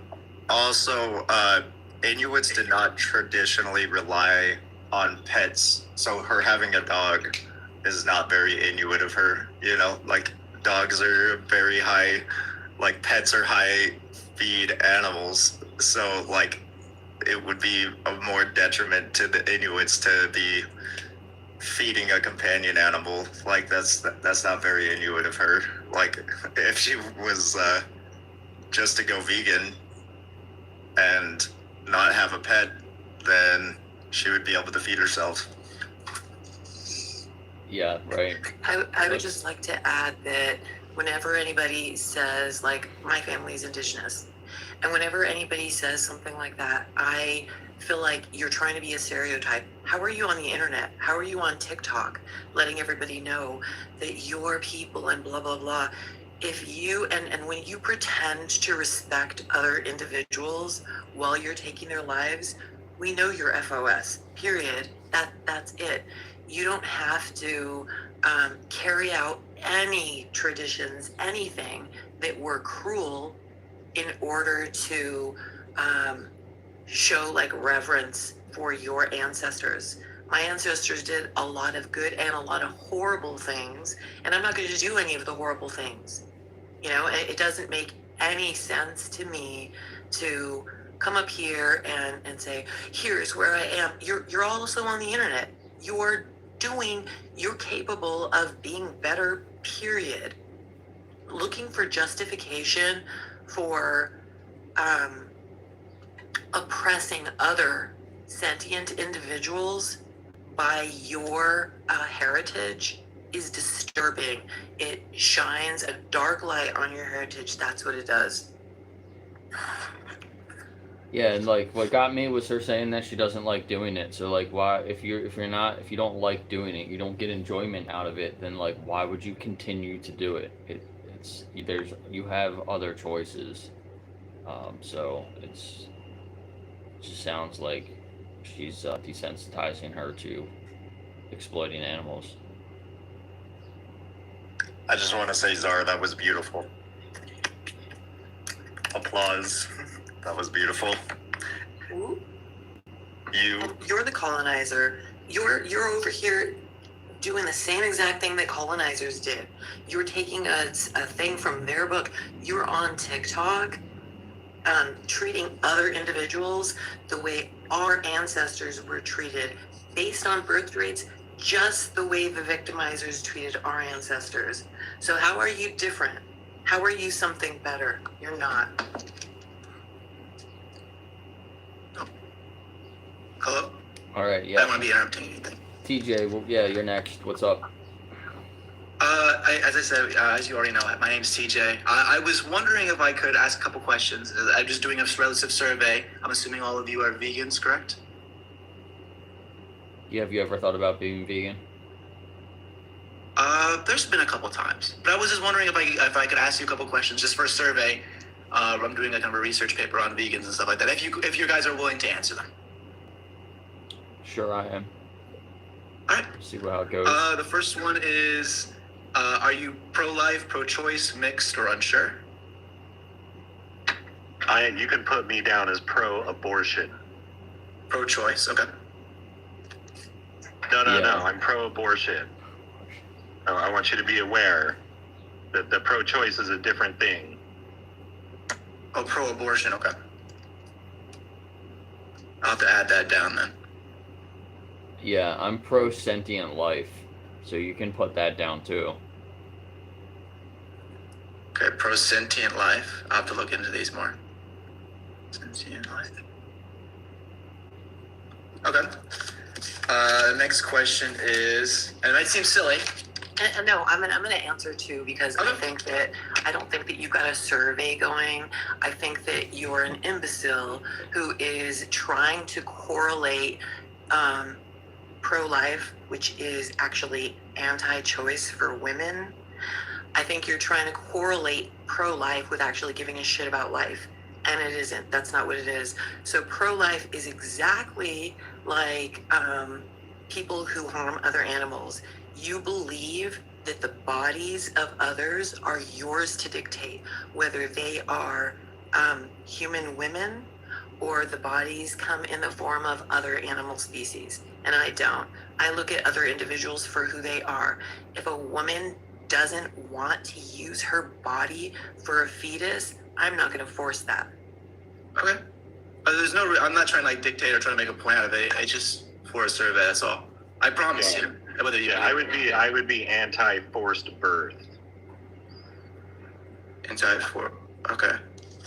I don't believe that women should be forced to give birth under the duress of like long prison sentences or things like that. Like a woman's body is her body and it's her decision to make. If you're wondering where we stand, that's why I'm pro-abortion. I'm not just pro-choice. I believe this is a medical issue, and women need access to medical service. Okay. The next question is, it might seem silly, but this is just questions I get from other people that want to ask vegans. Why do plant lives matter less than animal lives? If you could say like shortest thing I can jot down. Because plants don't have brains or pain receptors. They don't feel fear, pain, or suffering. They don't think. Plants want to be eaten. Plants want to be eaten so they can spread their seeds. You eat a plant so you can digest and germinate the seed. You can shit it out somewhere and the seed can grow. This is literally how plants work. Okay. So then they want to be eaten, correct? Also, it's not that plans don't matter. Plans are necessary. So if you care about plants, then you would stop feeding the vast majority of them to the victims who you want to unalive. Oh, well, I wouldn't say I want to unalive anything. I'm trying to go on a very unbiased standpoint when I ask these questions. Are you vegan? Are you vegan? Yeah. No, I'm not. Okay, then Why are you not vegan? You're paying for the majority of plants to be fed to the victims whose flesh and secretions you eat and wear and use. Okay. I was just asking questions. I'm not trying to hear like the debate or say that my point is right or my views or anything like that. I just want to get the opinions just so I understand points better. These are our opinions when people ask these questions, just so you know. I'm sorry? These are our opinions when people ask these questions. Okay. Well, so it's does it come? I hope I'm not coming off offensive by any means when I ask these questions. If it is not, you're not. You're actually being very polite, but you got to understand that some of these questions are based on nothing. Like the plant lives thing, that's based on nothing. There's literally an article from plant biologists out on PubMed telling people that they are doing science a disservice by claiming that plants have any kind of consciousness at all whatsoever. Okay, so that question seems a little ridiculous to us, and people come in here and bring up plant lives all the time while completely ignoring the observable suffering of animals in slaughterhouses, and it kind of pisses us off. Okay. All right. Well, I appreciate your honest answer. The next question would be, is it okay to own pets? No, it's not okay to own anyone. No.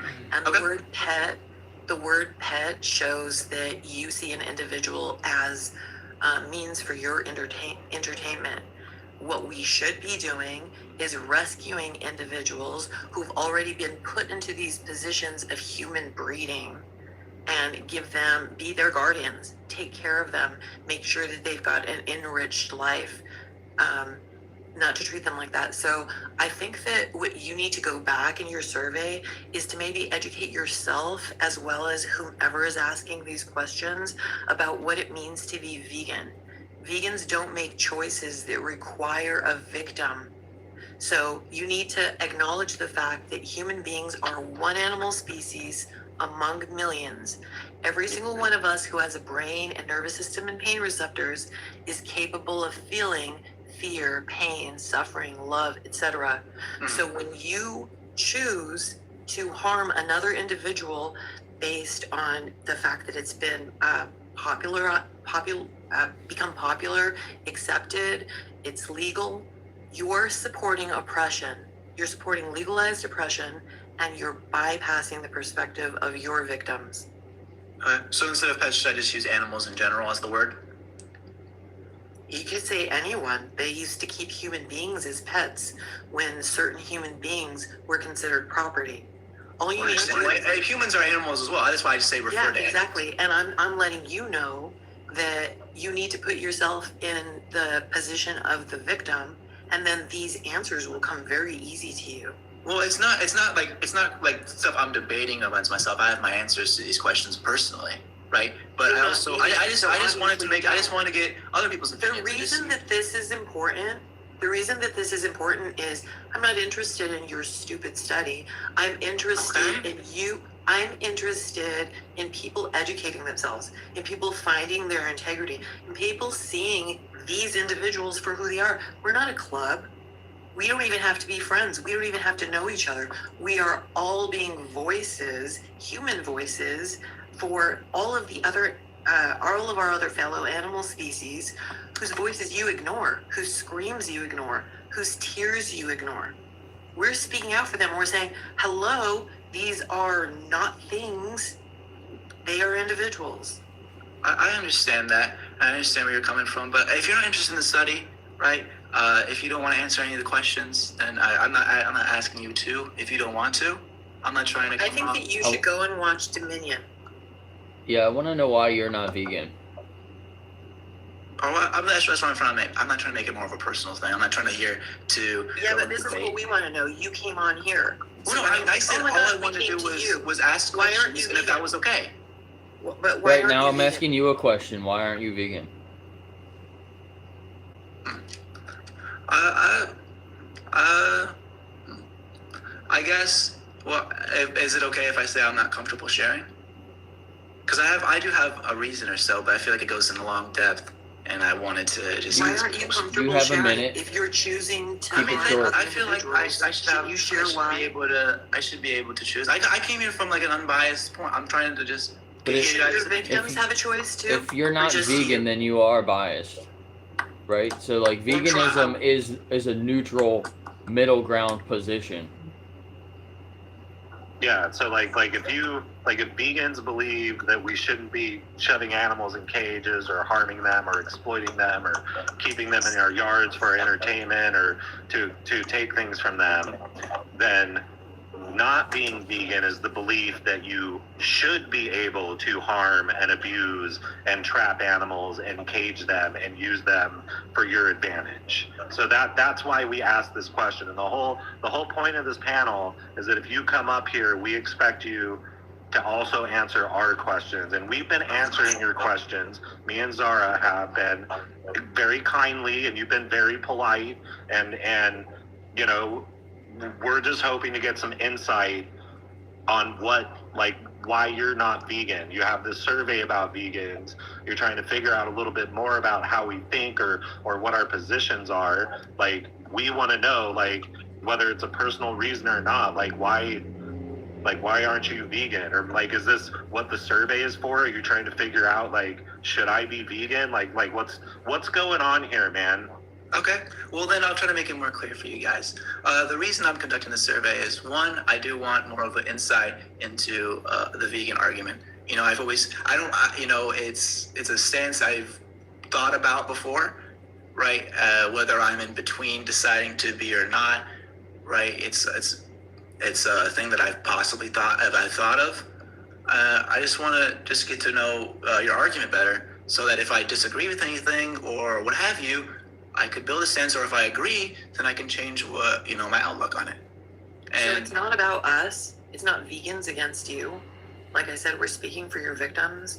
So it's really easy to go and look at what every other animal species is put through, what they're forced to endure by the hands of humans who think that they're our property. When you do that, you'll see what's right. And what's right is not to harm innocents, not to enslave other individuals. Yeah, a lot of your questions can be answered if you go to animaljustice21.org too. Go through the daily reflections and really just reflect on the questions yourself, and you'll learn a lot that way. Well, there's different opinions from vegan to vegan. I suspect, depending on. Yeah, it's not about what different vegans say. Yeah. It's about what you think and about how you feel about other animals. It doesn't. Yeah, and we're not some amalgamation of like the same type of person. Like the vegans, our attitudes and where we come from and who we are vary greatly from person to person. There's absolutely anti-abortion vegans out there. There's 100%. They're out there, and if you keep searching, you'll find them. And they're like, vegans are very much of a different color from vegan to vegan. We don't agree on the only thing we agree on is the base definition of veganism, and that is normally our common ground. Okay. All right, we got some other guests, so we're going to move on. Thanks, TJ. All right, see ya.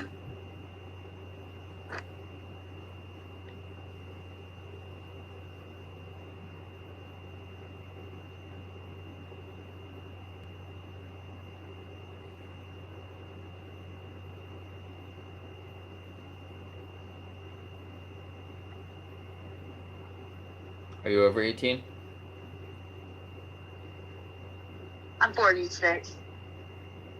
So how do you feel about animals?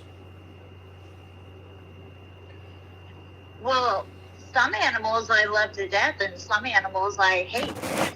So Why do you say that? that's how I feel about them. Why do I say that? Yeah.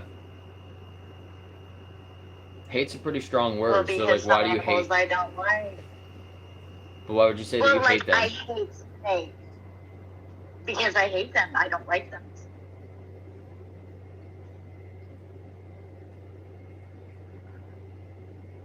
Do you eat them? I do have a question. Oh, yes, absolutely. Every day. I do have a question. I know that earlier you were saying that the nutrients that you receive from animals is not essential for your health and stuff like that. But Yeah, you can that's get not everything from accurate. plants. And I do want to, I am curious to know, when you're not eating meat, how do you make up for those essential? You can get everything from plants. Which nutrients specifically? You want to go into all of them? Okay. I mean, I'm just curious what you're concerned about, because like I said, I've been to the doctor recently, and I got a clean bill of health. So if there's something that like you're concerned about, maybe I can tell you like what I'm eating and stuff. Well, I mean, just really what I want to know is how are you supplementing those vitamins? So I supplementing supplement those the exact nutrients? same way I did before I went vegan. I take a men's 1-a-day pill. Oh, so you take vitamins? The same vitamins I took before I went vegan. Okay, so that's a great point that you're bringing up, because before I came up here, I was Googling some stuff. And do you know where they extract the nutrients that they put into your vitamin from? Are you in here to do some kind of like gotcha, like, oh, your nutrients came from like an animal or something? Because the nutrients I buy are labeled as vegan and suitable for vegan consumption. Okay. That doesn't. Okay, still, in order to supplement that nutrient, they have to nutrient? Which nutrient specifically? Any nutrient that she doesn't know what you don't know what you're talking about, ma'am. No, I do. Any nutrient. Name the nutrient, Cher. Any and all of them. Nutrient. Any and all of them. Name one. Name one nutrient. B12. I heard you guys talking B12 about is made in bacteria, Cher. B12 is made in bacteria. 90% of the B12 supplements in the United States are fed to your victims. Yeah, you said that you're over 40, ma'am? You said you're over 40? Yeah. Okay, so according to medical science, anybody over the age of 40 years old, regardless of their diet, should be taking a B12 supplement. So if you're not taking a B12 supplement, I really hope you start. Actually, I go to the doctor and he doesn't want me to take it, so I'm fine. But once again, I am not rejecting it from my body. I'm not either. I just are. went to the doctor and I have 0 nutrient deficiencies after 7 years of being vegan. It's because you're taking vitamins that are extracted from animals. Which vitamin is extracted from B12 which isn't animal? extracted from an animal, okay? B12 is made in bacteria. Your victims are supplemented B12. Cher, you don't know what the hell you're talking about. You're just up here showing everybody how dense you are. Researchers found that at least 40% of the population tested low to normal or deficient for vitamin B12. So the things that they give to your victims, the hormones that they give to your victims also what is the opposite of replenish? It removes their B12. So deplete. We're looking for the word deplete, Zara. Deplete, yes. It depletes them of their B12. That woman just didn't know what she was talking about at all. She just looked something up and came up here and felt like she was smart. I mean, I run into a lot of people like that. I was in a live with my man's Truffles, Donovan, and somebody came in talking about B12, and I was like, do you know what B12 is? And he just, off the cuff, just dead serious, he said, it's an animal hormone. And we all just about lost it laughing. It's like, bro, it's a bacteria that grows on plants, and the reason that we have to take it now is because back in the day, humans are filthy. We're filthy animals, and we were basically wallowing in dirt. Everything was covered in bacteria, so everything you ate had B12 on it. Now we've got Clorox bleach and ammonia and disinfectant, and we're wiping the bacteria off of literally everything. So it's not on our hands when we cook. It's not on our kitchen counters.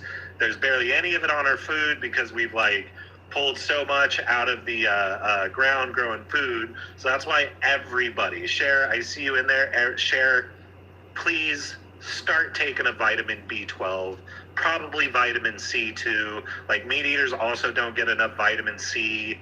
Like, you're very worried about nutrients, but you're up here telling us, like, you don't know what the nutrients are. You don't know where they come from. Like do like a little bit of research and be a little more honest about your conversation when you come up here. Jake here's a really nice guy, and that was kind of a waste of his time. And I'll just say this correctly so that heavy antibiotic use kills B12, producing bacteria in the guts of farmed animals. In order to maintain flesh, a source of B12, the flesh industry now adds it to animal feed.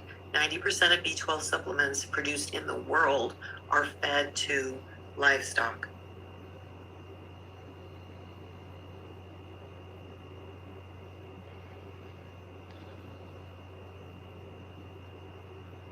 Yeah, if you're worried about taking a B12 supplement, you can go and either eat dirt or eat some poop, and you might get B12 that way.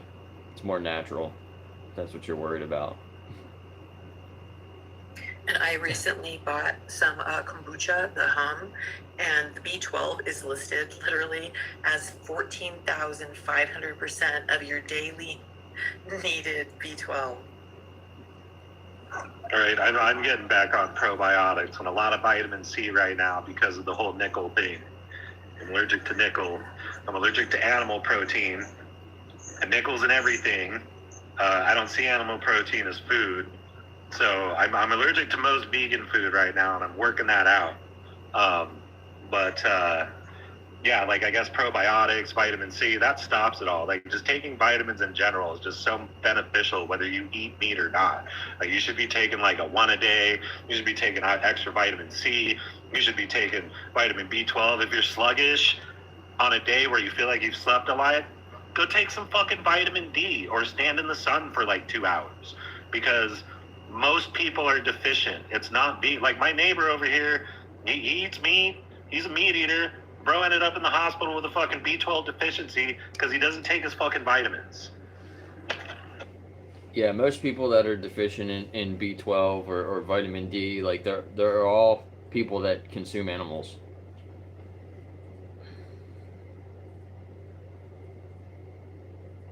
Most vegans tend to be healthier because they pay more attention to what they're consuming. So people that think that vegans are just like automatically malnourished, they're completely wrong. Well, it's like the Schrodinger's vegan. We're simultaneously ultra healthy while being completely nutrient deficient at the same time. Right, exactly.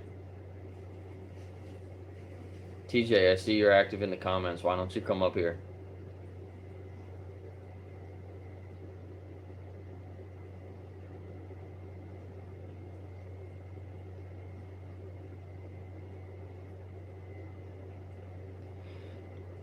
Pistachio.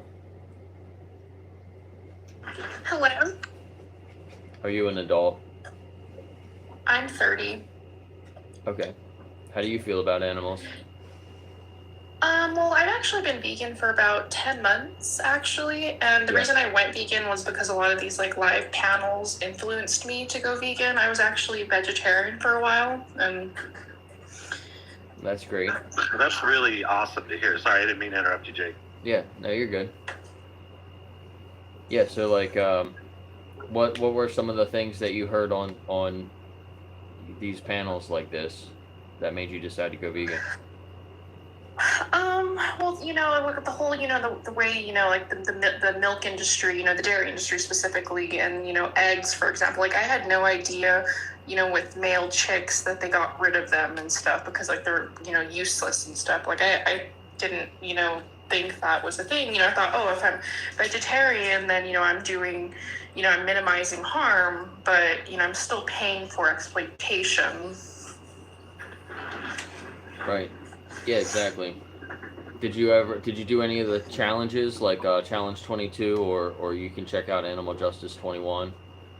If you heard about them or like Veganuary. I did do Veganuary actually because I think that's kind of where I fully transitioned vegan and stuff. I'm like, you know what, I'm gonna do it and fully because I think the thing is when I considered being vegan, I think I sometimes would kind of I would kind of cheat a little bit sometimes, like, for example, like if I was going out and I wanted to get like a chocolate bar, I still, would consume stuff with milk, but then I was like, you know what, I'm better than this. I can, buy vegan chocolate, and, oat milk, and use that. And yeah, so Veganuary is mainly focused on like a diet. Right? You understand what veganism is, though. It's not just a diet. It's an ethical and philosophical stance against the exploitation of sentient beings. Right. So you don't use them. You don't, wear leather. No honey. No even like bivalves and stuff. Which I don't consume, but. Right. Yeah. It's. So have you ever thought about speaking up for the animals? Sorry, what was that? So you said speaking up for the animals. I live in a really small rural town, so there's definitely not like a lot of animal activism going on. But I definitely do try to like promote veganism, and I explain it's wrong, and I recommend Dominion to anybody that questions me being vegan if they are like, well, we're meant to eat meat. It's. I show them that documentary, and they always kind of like leave. They're like, "Wow, this is really hard to watch." Yeah, it is really hard to watch. Do you wanna tell us like where about you're from? Are you in the U.S.? Like, which state are you in? So I live in Nevada actually, but I don't live in Reno or Vegas. I live in a really small rural town. Like nobody's heard of it. Yeah. I've probably heard of it. Somebody. It's, like in like White Pine County. Oh, okay. Yeah, I know where that. I grew up in northern Nevada. Yeah. Yeah, it's definitely kind of hard out here, because it's very meat based, like the restaurants. So it's like I have to do all my cooking at home. So right, most of Nevada. Definitely, I save money. And even when I go to Carson City, like the one restaurant there that has a decent vegan breakfast is Peg's Famous Ham and Eggs, and their vegan platter is absolutely fire, but it's kind of a rough stop because everybody around you is just smashing dead animals. Kind of makes it a little hard, with, it's like you're just kind of around that, and it's like you're the only vegan, and just. Have you ever heard of We the Free before? Of the what? We the Free.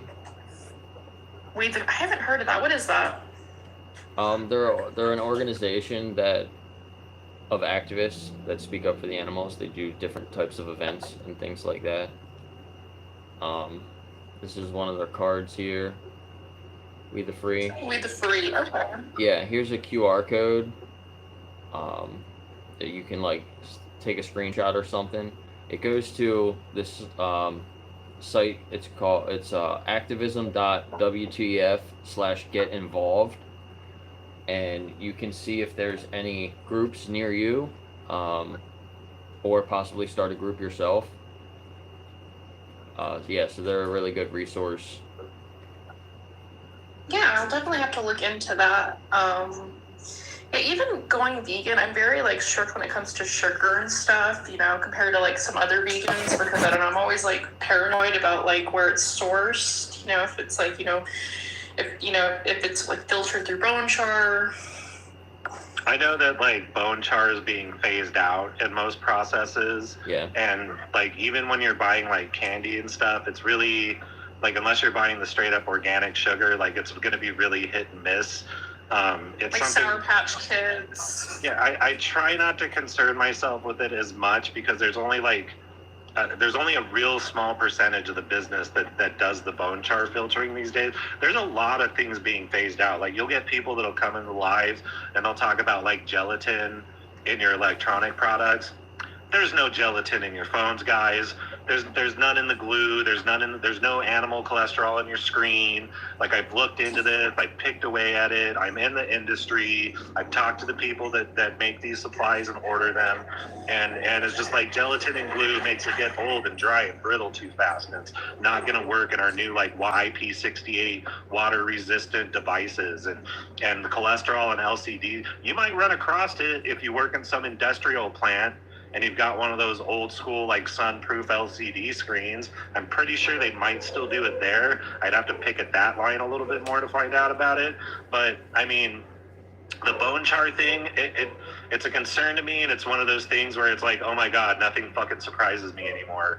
And like, but it's also like the more that I look into it, the more I find it's being phased out. Like I'm hoping within the next 10 or 20 years, bone char sugar is just going to be gone. I hope the same with the confectioner glaze. Like that was something I'm like, as a vegan, I was like, what? Like I had no idea Jolly Bellies had like confectioner glaze. Like that's, you know, kind of gross, but kind of, you know, I feel like it's unnecessary and, you know, it's pretty exploitive, you know, but.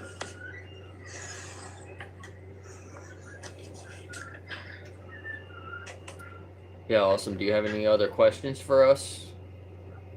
I think that's pretty much it. But yeah, definitely, I do like love your like lives. I was like seeing it for 30 minutes. But yeah, I'll go back in the comments. Thank you for letting me come up. Yeah, great, thanks. Yeah, and join Animal Justice 21. You can learn a lot. Some things you probably already know, but towards the end, if you go through the 21 days, the last week is about, you know, being a voice for the animals and things that you can do to help the animals. So I think you would like that. It's kind of like Veganuary, but it's more focused on the ethics. Thank you so much. Yeah, thank you.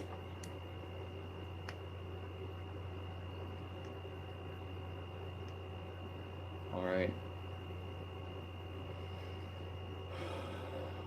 Let's try to bring up another person here.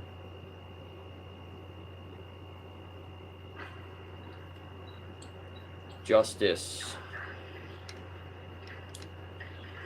Yes, sir. How are you? I'm doing well. How are you? I'm good. So how do you feel about animals? Do you have any companion animals? I do. Yeah, do you see them as individuals? Yes. You treat them like they're part of the family? Yeah, they're snoring right here now. Yeah. My dog's behind me. She's like pretending that she's I have asleep, a red-nosed but she's pit not. and a chihuahua. They love each other like you wouldn't believe. Yeah, nice. Yeah. That's cute. I have great. a Staffy. They're great animals. Yeah. So how do you feel about other animals, like farmed animals?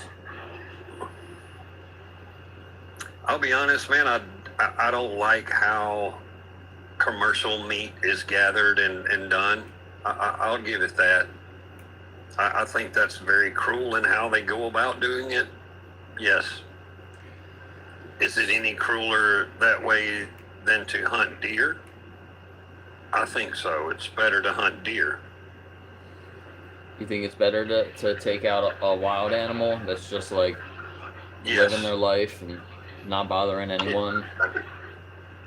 Well, if they weren't, if they weren't hunted for everybody, if they weren't hunted in this state I live in, they would become extinct.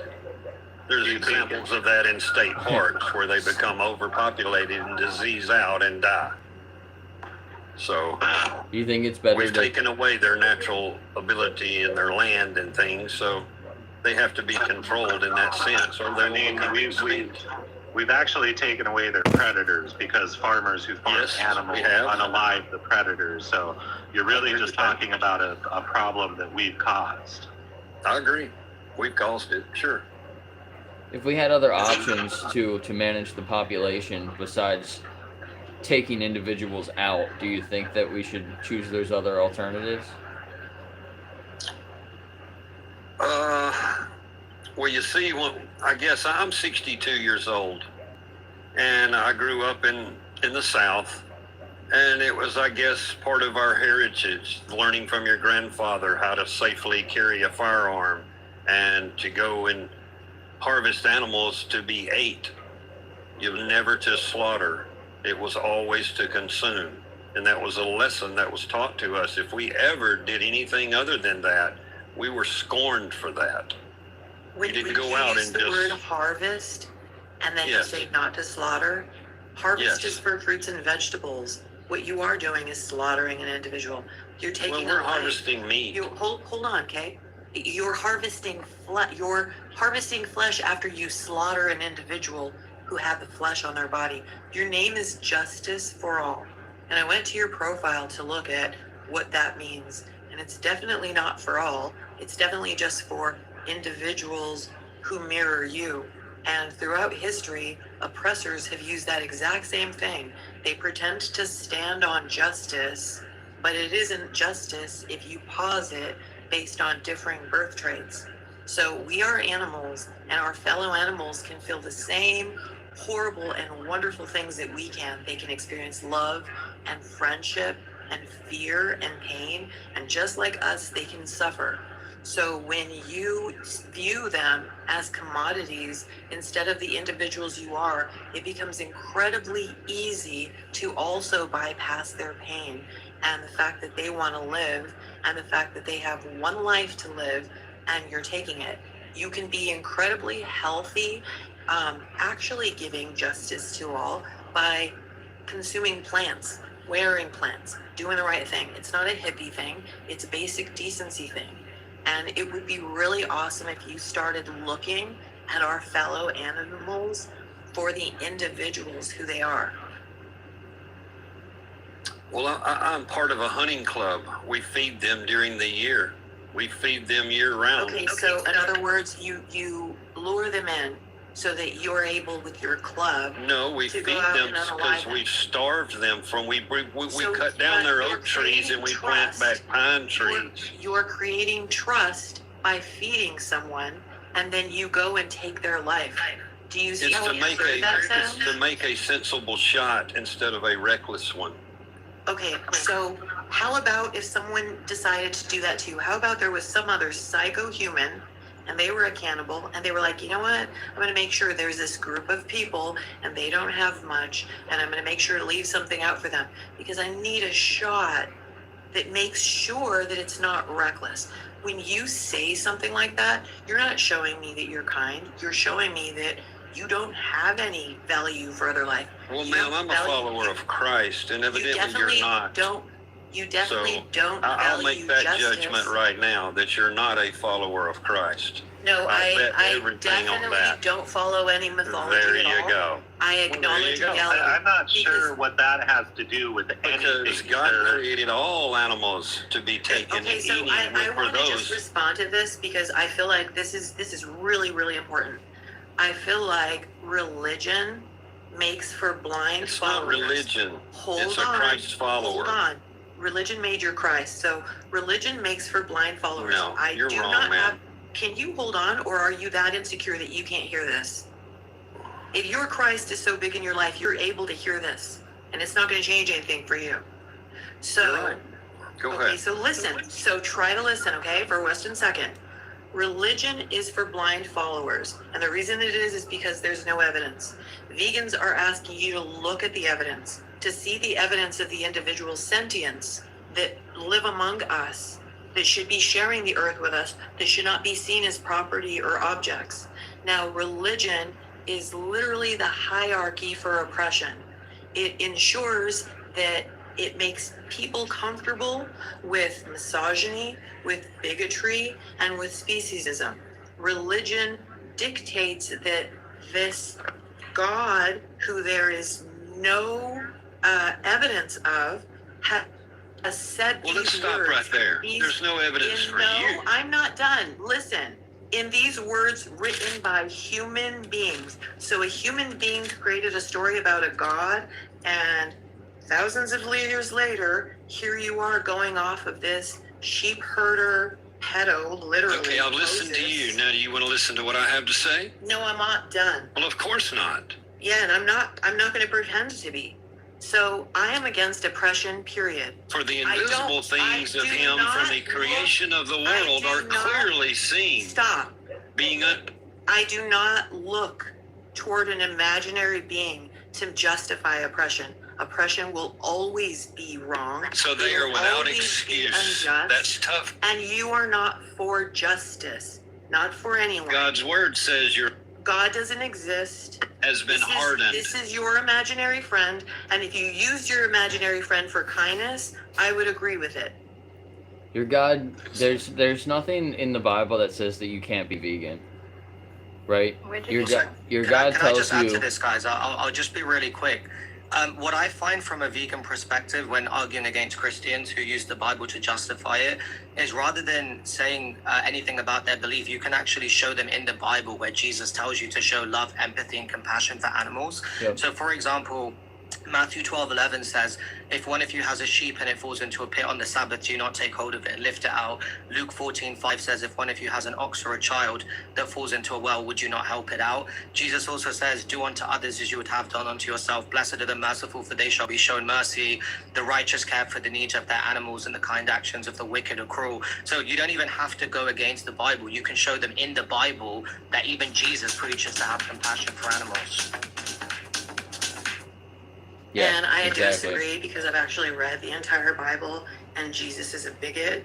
So I think that when we say these things, we're like counting on the fact that these people using the Bible literally helps people stand with oppression. So even when they say if you have a sheep, if you have whatever, that is property for them. They do not treat their sheep like they treat their children. And property is also women in the Bible. So the Bible is a horrible thing. I hear what you're saying. No, and by the way, Zara, I completely agree with you. I'm not a Christian either, but what I find to be easier is rather than trying to get a Christian to denounce their religion, you can prove to them that from their own book that they should be also showing compassion and empathy towards animals. That's a much easier stick for them to digest than trying to get them to see the fault in their entire book. Do you know what I mean? I do. And they'll also pull up their verse where their quote unquote God said that the animals are theirs to eat. So it's no win fighting from the perspective of belief. Like we have to fight on facts. So when they do that, they're referring to the Old Testament, and you can remind them that Jesus started the New Covenant, which would be in the New Testament. So if a Christian refers to the Old Testament, as you correctly said, you can ask them, hey, so do you think that if something's in the Old Testament, it's morally justified? And if they say yes, then you'll say, okay, so you've justified slavery, you've justified stoning an adulterous woman to death, you've justified... And see, that's the problem, is that Jesus, in the book, the Jesus character says that he did not come to abolish the old laws. So that's another thing that Christians get wrong. They like to point to the old laws that they want to be bigots for, like being gay. And they like to point to old things when they want a woman to shut up. And then they like to wrap themselves in the idea of the Jesus. So it's important to actually read the book. The book is all over the place. It's got several authors. Yeah, my go-to is because I was raised by a literal minister for most of my life in the church. I helped build the church. Like, I was raised by a pastor in the church. I could quote Bible verses up, down, forward, and back all fucking day long. But my go-to when these guys come in here is, what other unethical actions do you use the Bible to justify? That's the question that I like to ask them. Yeah, I appreciate you coming up, Vegan King. We have another guest here. Yeah, how do you feel about animals? So you guys will eat plants, but not animals. So what's the difference between the two living organisms? It's sentience. That's the difference. You don't think plants have sentience? They don't. They don't. That's not concluded across the science consensus. It's actually debated. It is. It's So that concluded across sentience, the scientific consensus. sentience No, is not according to Google. You Googled it, and it says it's a highly debated topic depending on the scientist. So no, that's not concluded. sentience is literally day one of Animal Justice 21. So if you want to learn more about it, go to Animal Justice 21. Just do literally the first day. I really looked it up. I do think plants have sentience. I think I want to ask this guy. Can I ask you a question, man? I can finish what I'm saying. I just have a question based on your subject, man. Talking, it'd be good if I can finish what I'm saying. But yeah, I do think plants have sentience. They have feelings. They know they're alive. They feel the things around them. You can affect them based off of the environment you're presenting to them. They react to music. They react to people talking to them. They react to vibes. You're going on and on and on with a point. My computer does all these You literally were going on and on. My computer alive? My computer alive out too? Because it does all those things. Oh, hold on. If I could finish. Yeah, I do think 100% plants have sentience. They literally know that they're existing. They know that's that. because you're ignorant. Plants don't have brains. They die. Hold on. Plants do not have brains or pain receptors. Plants make use of cell surface receptors and have hormones which are capable of chemical signaling. This isn't to be confused with conscious thought, experiencing pain, or communicating as sentient beings. This is like, I think they do communicate with each other. As far as what some people have pretended, which is so awkward. Some people have pretended that they have placed microphones. If it's an experiment hold on, ultrasonic microphones you to just listen. call it nonsense. Hold on. So that's what I'm hearing is that if you don't agree. And you know what? It is nonsense. Let me tell you why it's nonsense. Like you want to finish what you're saying, but you're over here interrupting Zara. I'm going to say something here real quick. Finish my statement. I was already muted twice for just trying to finish my own statements here. So I think it's kind of rude that she already interrupted me. So look, by your measure, my computers and my routers and all of my electronics here are alive. They all communicate with each other. They react to environmental stimuli. They put off. So you're interrupting me. So you don't want to let anybody but yourself. Well, no, you're already creating a misconceived notion. I'm not. I'm just following your logic, brother. Let's say that plants are sentient. If you think that plants are sentient, do you think that we should be using as little amount of plants as possible? No, I think that the way the human functions is that something has to be unalived in order for us to survive. I think that's just how nature works. Right, that's what I'm saying. So if plants are sentient, do you think that you should use as little as plants as possible to survive? No, I don't think it matters. I think it's one of those things where something has to survive. Something else has to Let's kick not. him and then educate everybody else. Okay, awesome. Let's get rid of the opposition. Your stuposition is what you are. So that was ridiculous. Plant vibrations have been described in several scenarios. People have pretended that it's screaming, but here's what it is. Plants exposed to drought stress have been shown to experience something called cavitation. Cavitation is a process where air bubbles form, expand, and collapse in the xylem, causing vibrations. So these vibrations were recorded by being connected to a recording device, and then people said, oh my god, they're screaming. That's not screaming, that's the lack of water. Like if you put noodles into a pot of boiling water and you listen closely, you don't even need to have like ultrasonic hearing device. You can hear like a little, you know what I mean? So like these things are simple to refute. And there was a lunatic botanist called Stefano Mancuso, and he wrote The Secret Life of Plants. And he said, oh my gosh, these plants are feeling. They have, meanwhile, this man eats animals. He farms their bodies. So if you actually were so thoughtful to worry about the idea of a plant being harmed, you surely wouldn't harm individuals who you can watch cry and scream and try to get away and save each other. So it just doesn't make sense. And so several scientists said that these claims they've been heavily criticized by the scientific community for several reasons: lack of evidence, pseudoscience, and misrepresentation of science. So there are notable critiques, and I can name the scientists if anybody cares, but it's just not true. These are things that people say, not because they're kind people who don't want to harm plants, but because they're looking for an excuse to say, we're the same. While you're not hurting other animals, you are hurting plants, and it's ridiculous. I just want to add to what Zara said, if that's okay, and I think the host was alluding to this as well. There was actually a study called the Global and Regional Cost of the Reducing Food's Environmental Impact Through Producers and Consumers. It was done by Oxford. They looked at over 40,000 farms in 119 countries around the world, and it showed us that 77% of the global agricultural land, aka the farmable land, is used just to grow crops or to give animals space to graze, just to grow crops to feed the animals or to give them space to graze.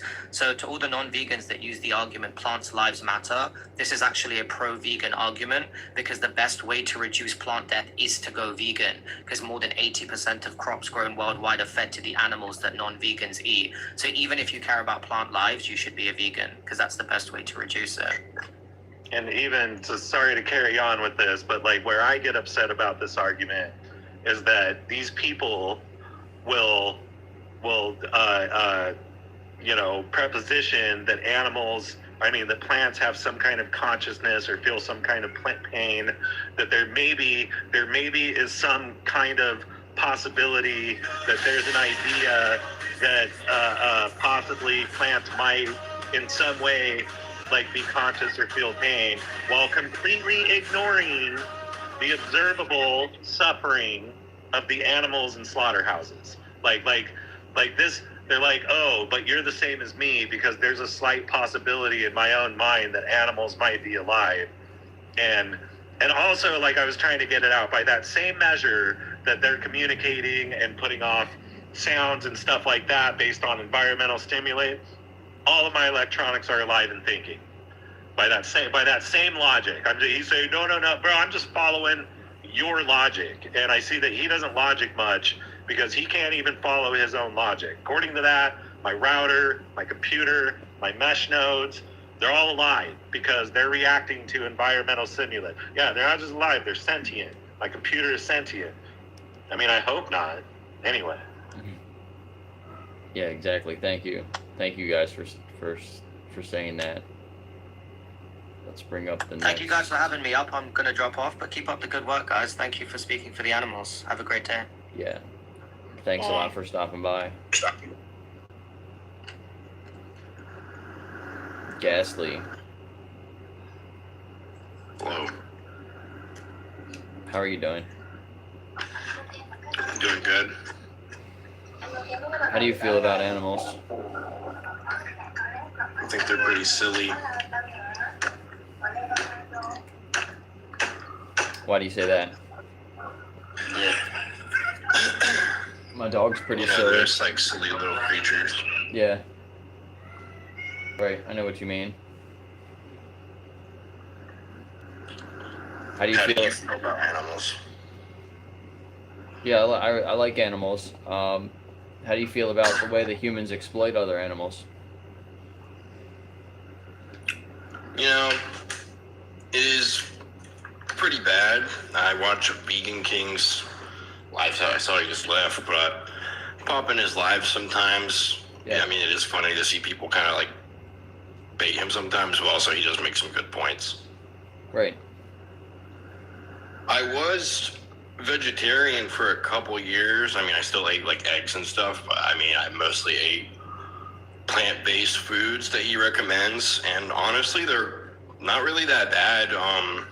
I still get them occasionally, but I've started eating meat again just for convenience. I know I shouldn't really contribute to it, but yeah, like I said, it's just kind of for convenience, even though. So why? Sorry, why did you go vegetarian? I thought it was kind of health related. I kept having stomach issues. I went for months. I literally couldn't hold down food at all. I just had to stay on IVs and lost 20 pounds. And every time I was like, what's the issue? They were like, we have no idea. They just kept changing it. They said maybe it's H. pylori, maybe it's this, maybe it's smoking marijuana. And I was like, so I cut out a few different things. I cut out meat. I cut out smoking and vaping and doing all that. And I mean, I felt better for a while. I just kind of, after a couple of years, I like messed up. My dad gave me some meat and I was like, whatever, I fucking broke the streak. May as well just like eat it again for convenience or whatever. Yeah, how did you feel? How did you feel doing that? Like, sorry, can you repeat that? It sounds like you were kind of felt a little bit defeated when that happened. Yeah, I kind of did. I felt like I broke the streak, so I kind of just fell back into it. But Yeah. I mean, it is a good alternative, like for people that are interested in it. Like, it's really not that bad. Like, it's a little bit harder. You know, fast food places don't always provide it, so it's just like you're hungry and out and about. You're like, oh shit, kind of hungry, and I go grab something. Yeah. I can kind of get that, but also like, you guys probably make the points like there's just better alternatives, like go to a place that does have those options if there is one. Yeah. But it's kind of like, it depends on the local area. Yeah, I mean, I always suggest just going to the grocery store and getting something. It's normally the cheapest too. You can save money. Yeah, Food Lion has some good options if there's like a Food Lion around. Yeah, I go to a Food Lion here sometimes. So do you know what veganism is? If I get the gist, like it's, you know, you don't associate with any animal products, like not just eating them. Like you don't buy leather. You don't. Right. Do you know pay why? for anything that would know why? Yeah, like do you know why we don't support those things? Probably like ethical, like moral, like own ethical reasoning, I assume. But if there's more to it, I'd be willing to listen. Yeah, that's basically it. It's an ethical principle that we should reject the exploitation to other animals.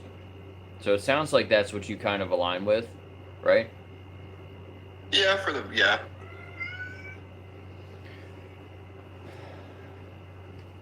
So think about it if you were in their position, right? I'm going to ask you a couple of questions here. If you were in the position of these animals that are being exploited, how fast would you want people to change? Probably pretty fast. My mom used to show me those videos even when I was like a kid of like the chickens in the slaughterhouses and shit. Yeah. It is pretty nasty. And even, you know, like I would want that to change because like another thing that made me stop eating meat, I remember just like getting McDonald's like after work one night.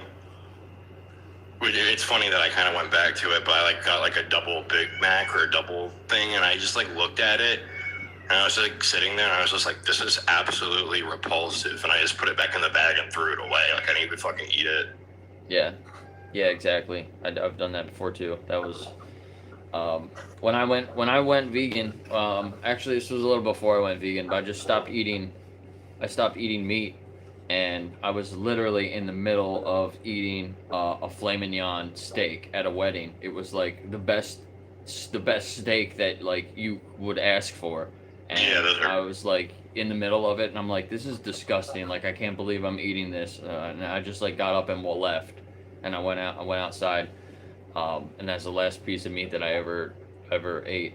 So yeah, I know exactly like what you mean. Yeah, so how many more animals should be exploited for you?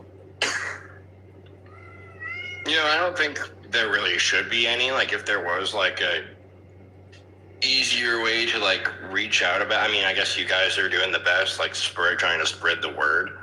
I have thought about trying to, you know, get back into it and like cut off eating meat again.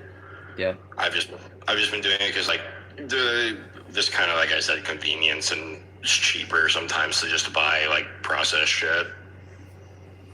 Yeah, so I would recommend signing up for Animal Justice 21. You can make a commitment to the animals and and respect animals with all your choices for 21 days and learn about why you should be vegan and how you can speak up for the animals. And any help you need throughout the 21 days or beyond, you can find it there.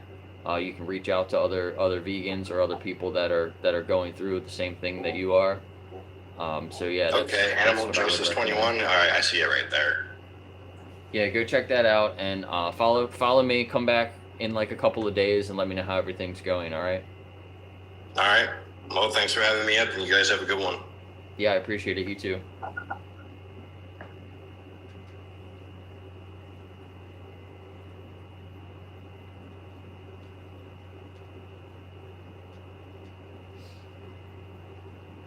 Anybody want to add anything to that? We have several people that want to come up. Let's get through some of these requests.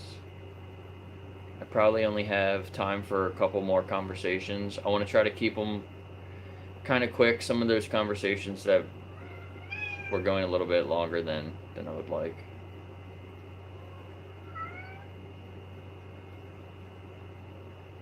But I'm not doing a very good job of watching the clock, so oh, it looks like 2 people might be coming up now. Okay, Marcus, you can go first. Are you an adult? Dun, dun, dun, dun. Marcus.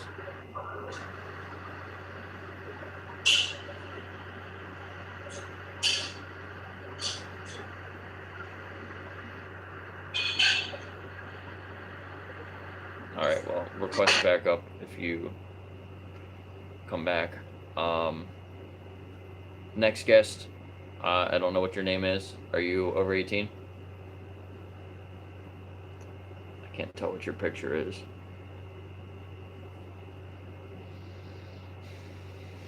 Hello?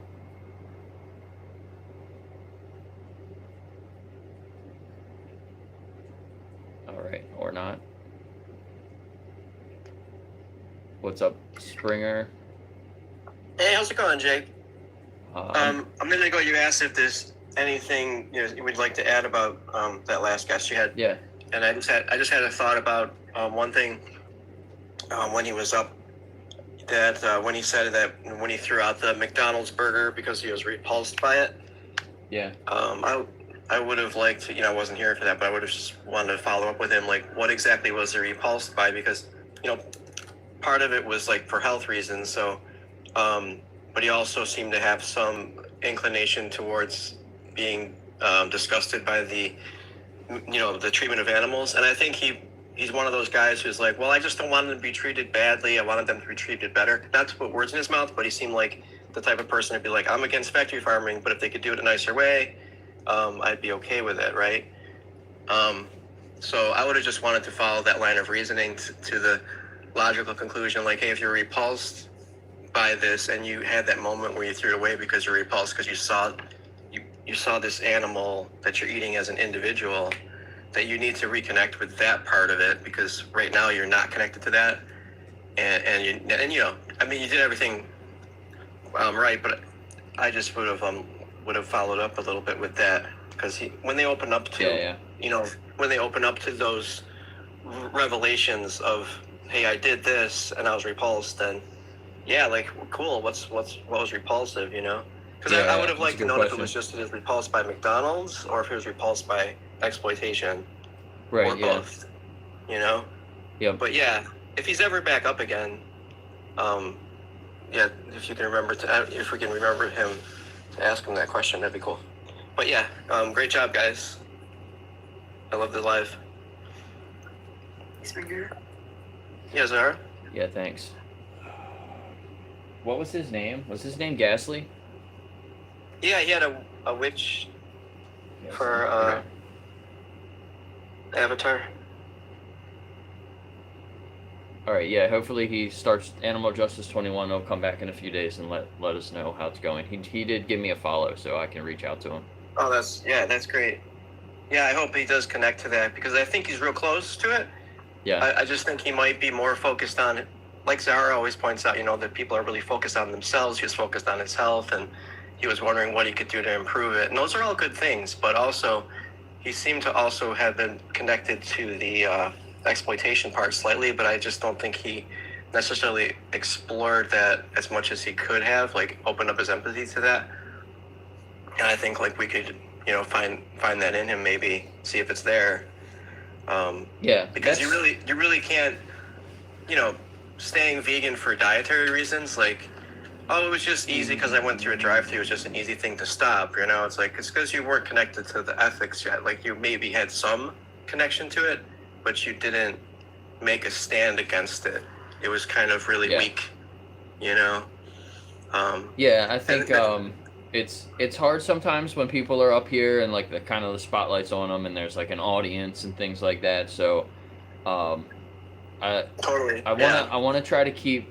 I'm trying to keep the conversations extra short today, which I'm not doing the best job at. But I think the one thing that really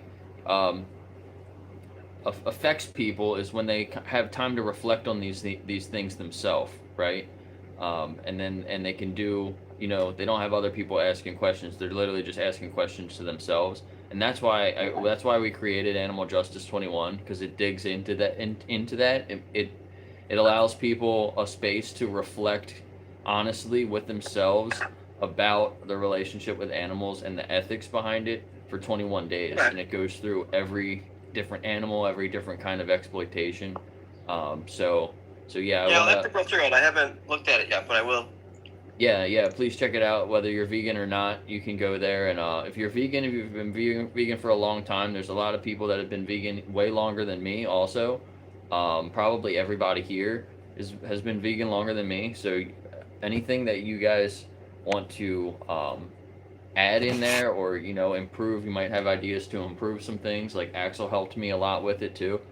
And you guys can, it's a place where you can help other people that are trying to make these changes, so. Yeah, totally. I go to a lot of these lives and, I'm a student of learning how you guys, approach people and talk to them and respond. And, I'm getting my own voice with that as well. Yeah, awesome. I appreciate it.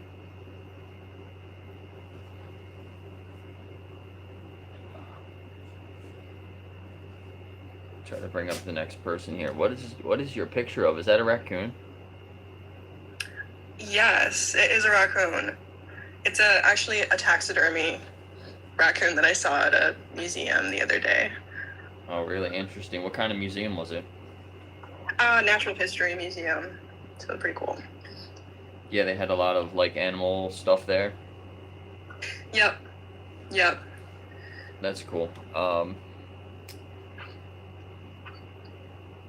do you feel about just animals? to like kind of jump off of what the other guy was saying, like I definitely understand the importance of veganism, and I think that's why, like, honestly, I think dialectics is important when you think about this, because like he was talking about like it is cheaper to like eat meat, and I don't think that's entirely true, but I do know that like people who eat from food banks, like they'll give you milk, they'll give you eggs, they'll give you what they give you, and that's just kind of what you have to eat. And there's a lot of places that have like food deserts or suffer from a lot of like food insecurity, to where like eating a lot of other options is not, it's not in your grocery stores nearby. You're working 40-50 hours a week. When do you have time to like go and buy fresh vegetables to be able to get all the nutrients you need?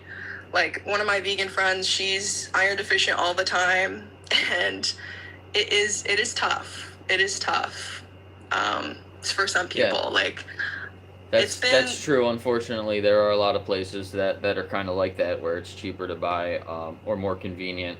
Almost you almost have to take animal products. I just put a link in the comments there. There's part of Animal Justice, the whole network there's something that's called Plant Access Initiative, and what we're doing is collecting more healthy plant-based foods and trying to give those options to people in those situations where you know, the only place they can get food realistically close to where they live is like, you know, a fast food place like you were saying, or a convenience store. You know, sometimes they don't have grocery stores, they only have like some corner store, and to get plant-based options, it is more expensive than like going to McDonald's. So this is something that we're trying to work on. Yeah. So yeah, I appreciate that. It is. But I it is a definitely, problem.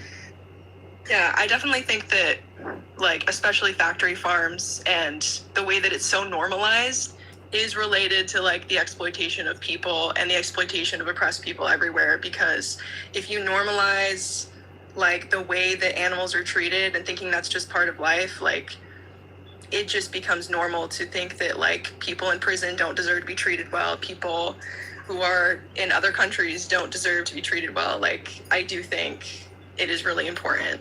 Veganism is like central to like my philosophy in life. So I appreciate you doing this. Can I add something to that before you leave?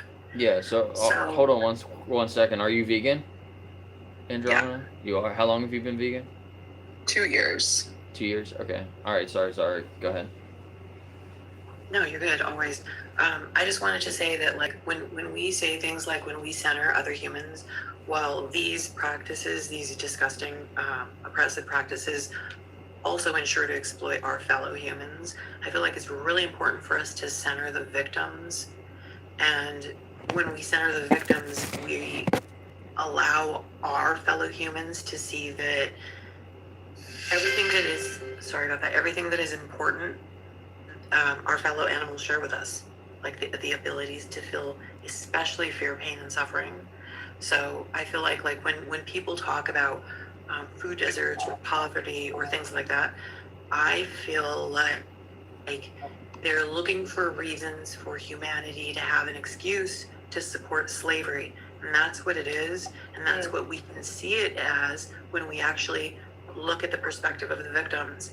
Now, I did not grow up in a vegan household, but I grew up with a single mom, and we lived in poverty, and we ate plants because plants were the most inexpensive. And my mom realized that beans and rice was something that we should eat every day because it was a complete protein. We ate canned vegetables. We lived in food desert. We had some canned fruit sometimes, but that was kind of like a luxury for us. We didn't have extra things like that. We didn't have seconds for food or anything like that. And we were healthier than our cousins who ate flesh because of all the other extra things that I guess they were able to eat. My mom was focused purely on ensuring that our health could be as good as possible because she also couldn't afford to take us to a doctor. So I think that when people actually consider like, I might not get all my nutrients, it's harder. You can get your nutrients from plants. My mom dug a hole in the ground to keep potatoes for us. You know, she had bags and bags of dry rice and dry beans so that we would have food. Yeah, exactly. And I mean, these things and learning our nutrients instead of staying with the ignorance of the indoctrination that lets us see other individuals as our products to steal from their bodies. I think it's really, really important that we center the victims. So that's it. That's all I want to say. I'm really glad you're vegan. Yeah, I just wanted to jump in too, if I could, for a second. Nick, you wanted to say something? You can first. I just wanted to say, because I liked Andromeda's attitude really good, but I just wanted to let you know that you have some real concerns, but just remember that just because somebody's like busy or overworked or something else, like I know life can get difficult and it gets difficult for us, but that doesn't stop people from making ethical decisions. You know what I mean? Like it's not for us to decide what a busy mother or a working father or a busy student, it's not for us to decide what the limitations of their ethics are. And we should give them all the benefit of the doubt as a whole entire person. They're not just like their job or their worries or anything like that. And also tell your friend to eat more lentils. There's lots of iron in it. Yeah, I just want to jump in on the food bank issue because when you go to a food bank, they ultimately have animal-based products because these institutions are also subsidized by the government, and they're doing the donations based on our tax dollars, and so on a level of being a vegan that has to go to a food bank, you're going to have to speak up and tell them what you want. And change is slow, but if there's enough vegans doing that in food banks and there's enough uprising, like governments can change and they can offer different subsidies, and it's a very slow process. But not just accepting the eggs because you have to without speaking up. I understand if people feel that they don't have a choice and they have to take that, if they feel like, hey, I'm a vegan, but this is all I have. That's an individual choice. But I personally would try everything I could. I wouldn't do it personally, but if that's how some vegans are approaching it, well, that's something they have to decide, I suppose. But you do have a voice, you do have a way to speak up. So like even going into the prison thing too, like in prisons, like in the United States, vegan meals aren't guaranteed for prisoners. They don't have that because again, it's subsidized, and animals, the animal agriculture industry is in every aspect of life. But in Australia and the United Kingdom, they are now including that as a protected, human right to have access to vegan meals if you want them. That's amazing. I love to hear that. Yeah, that has changed, but that's a recent change. So in the U.S., we haven't had that happen yet, but because you can request, for dietary reasons for religions which are protected, they will go out of their way to make sure that that's correct. But if it's an ethical reason, in the United States, we're not protected, so that's completely, unfair. So they're working on that. There's definitely organizations, and that will change. But everything that we're dealing with is like old institutions that are still forcing this onto us. Like you could literally order a salad at a restaurant and say no cheese on it, and it's still going to have cheese on it. They just throw it out there. Order a salad at a restaurant. So anyway, that was all. But yeah, I think that there's hope, but we just have to be, always have to open our mouths and speak up when we can. And also food banks do accept donations, so we can, as vegans, donate vegan food to them, which could be helpful. That's a good point. That's something that we're doing with the Plant Access Initiative. If you want to help do that, and I have all these different templates that you can send out to your local, like grocery stores and churches, and try to get them to go, like people from the churches to go and buy plant-based options and donate it to the local food banks. Asking for like shelf space at the food banks and the food pantries where they can designate for like plant-based stuff specifically, and we have like flyers that explain why we should be choosing those products, for the animals. And when we have other alternatives, we should be choosing those other alternatives, right? So like we're explaining to people why they should be vegan, and then giving them those other options in those situations, because like, yeah, there are people that go there and they just get whatever they're given. They take whatever they're given, right? So this way, like we can really help move this change, progress this change ourselves. Yeah, and animal agriculture, they're so nefarious too, because they're obviously invested in keeping everybody, just eating their products. So of course they're going to want to get involved in food banks and just like indoctrinate that whole system. It's like you can't avoid this no matter where you go. But they love that. They love that the appeal to futility. They think it's that's the reason why we keep doing it. It's like the animal's dead anyway. Who cares? That's right. People's attitude, And unfortunately, like that's what we're up against. We have to try to do the same thing. If we want to compete with that, we got to do the same thing. Like here's the plant foods. If you feel like you have to have animal products, well, you're wrong. Like here are the other options. Yeah, you're so right. Like I think that's such a great point. Like definitely remembering like we have agency, and like yes, this huge machine is gonna keep churning out like all of these horrible like flesh and like body parts to like it's really horrible. But like if we stop the demand, like it will stop. I guess it's just hard right now for sure. Especially like I worked at a grocery store when I was young, and like just seeing the sheer amount of food that goes in the trash. Like part of the problem is capitalism, and part of the problem is like the way that food is treated as such a scarcity, when in reality like there is enough for everyone. Like there's plenty for everybody. And I don't know, just everything is totally linked. Like, the more I look into it, I'm like, wow, this is definitely the right decision. Like, from climate change to like abolition to like everything. It's just like, it's all related. It's really important. Yeah, totally. If you want to help with that, just send me a message and I can send you some more information on those things. For sure. Thank you. Let's try to do one more quick conversation. One or two. There's several people that have requested up. If you want to come up for sure, then send like a gift or something. You'll jump ahead of everybody else. What's up, Mort? What is your picture of? More from the cartoon Madagascar. I just thought it'd be funny. Yeah, that is funny. How do you feel about animals? So, I'm not vegan, but I eat both plants and animals. So, my grandfather actually used to own a farm, and he didn't kill his animals in the most brutal ways possible, like we do in the big meat industries. Actually, he would just shoot them in the head, and I don't remember what this method is called, but we're actually working on a way to kill the animals painlessly, because apparently we can put them in a deep sleep or whatever, and then send a little electromagnetic pulse to the brain that tells them to die or just let go of everything, just stop what you're doing, and it kills them almost painlessly. And I don't remember what that's called. That still sounds pretty horrible. You wouldn't want somebody to do that to you, right? No, I wouldn't.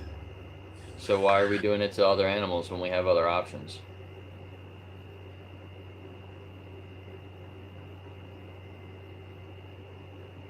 You have to come back to the app.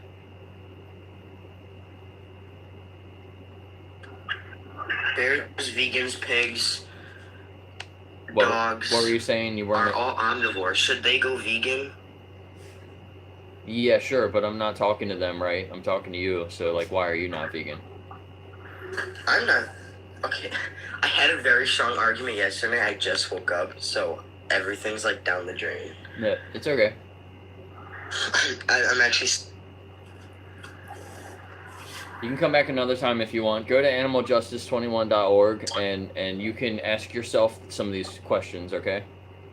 And yeah, I actually follow this vegan guy, and he gave me a website, and he said that I had a very because 2 days ago I actually was talking to him, and said I had a strong argument, and he actually accepted my follow request not follow request, but he sent me a follow request, and I followed him back. And we were talking for a little bit, and then he gave me a website, and I actually did. And I actually agree with some of you guys. I don't disagree with anything that you guys say. Actually, you guys are right, actually, but that doesn't mean I'm going to go vegan at all. Well, hey, can I just tell you something here before you go? Is when you say that you have a strong argument against veganism, what I hear is that you've, in your mind, created some kind of strong argument that you agree with that supports animal abuse, putting animals in cages, lighting them, when you could just go buy a bag of chips or something. It's the same thing with you guys as well. You guys create the strong arguments that you guys have that doesn't support animal abuse. That's correct. So our position is that animal abuse is wrong and that we shouldn't be putting animals in cages and unaliving them at all, whether it's in your backyard or at a slaughterhouse. And when people argue against veganism, they're arguing for animal abuse. They're arguing for dog fighting. They're arguing for the slaughterhouse. They're arguing if you ask me why I'm sorry. You go ahead. I didn't know. No. You what's your question, bud? If you're gonna ask me why I don't eat cats and dogs, I don't, because we actually used to use dogs and cats as hunting partners to help us hunt and stuff, and we actually still, to this day, we still use hunting dogs. There are breeds of dogs that help us hunt birds and stuff. Is that the only reason that you would need a dog? Because, if they were because you probably agree that right now that animals that are being bred into existence to be eaten, that's fine because they're being bred for that purpose. That's wrong. That's wrong. I agree. I don't agree with how we kill them. Like, I watched the 3-minute video. I watched all of that, and it's disgusting. I don't support it. But they're bred for that purpose. You're okay with that part? You do support it because you eat it.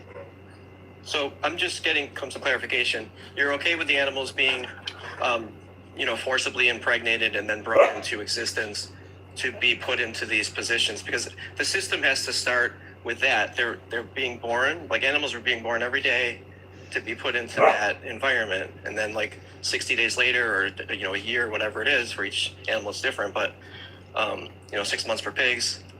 You're okay with being killed, but just you don't like the way they're being killed, but you're okay with the breeding part, right? We've been doing that for like 250 plus years. Sure. 300 years. That's irrelevant. You're okay because the animal that's relevant. We've been doing that for a long time. It's relevant to you, but it's not relevant to this argument, because the animals that are being bred right now are being born today. They haven't been doing that for 250 years to that animal. Yes, they have. Not to that specific. Indians, they were literally birthing their calves for that purpose. Not to that specific individual, which is what you're missing, right? And not for that, but they were still doing it.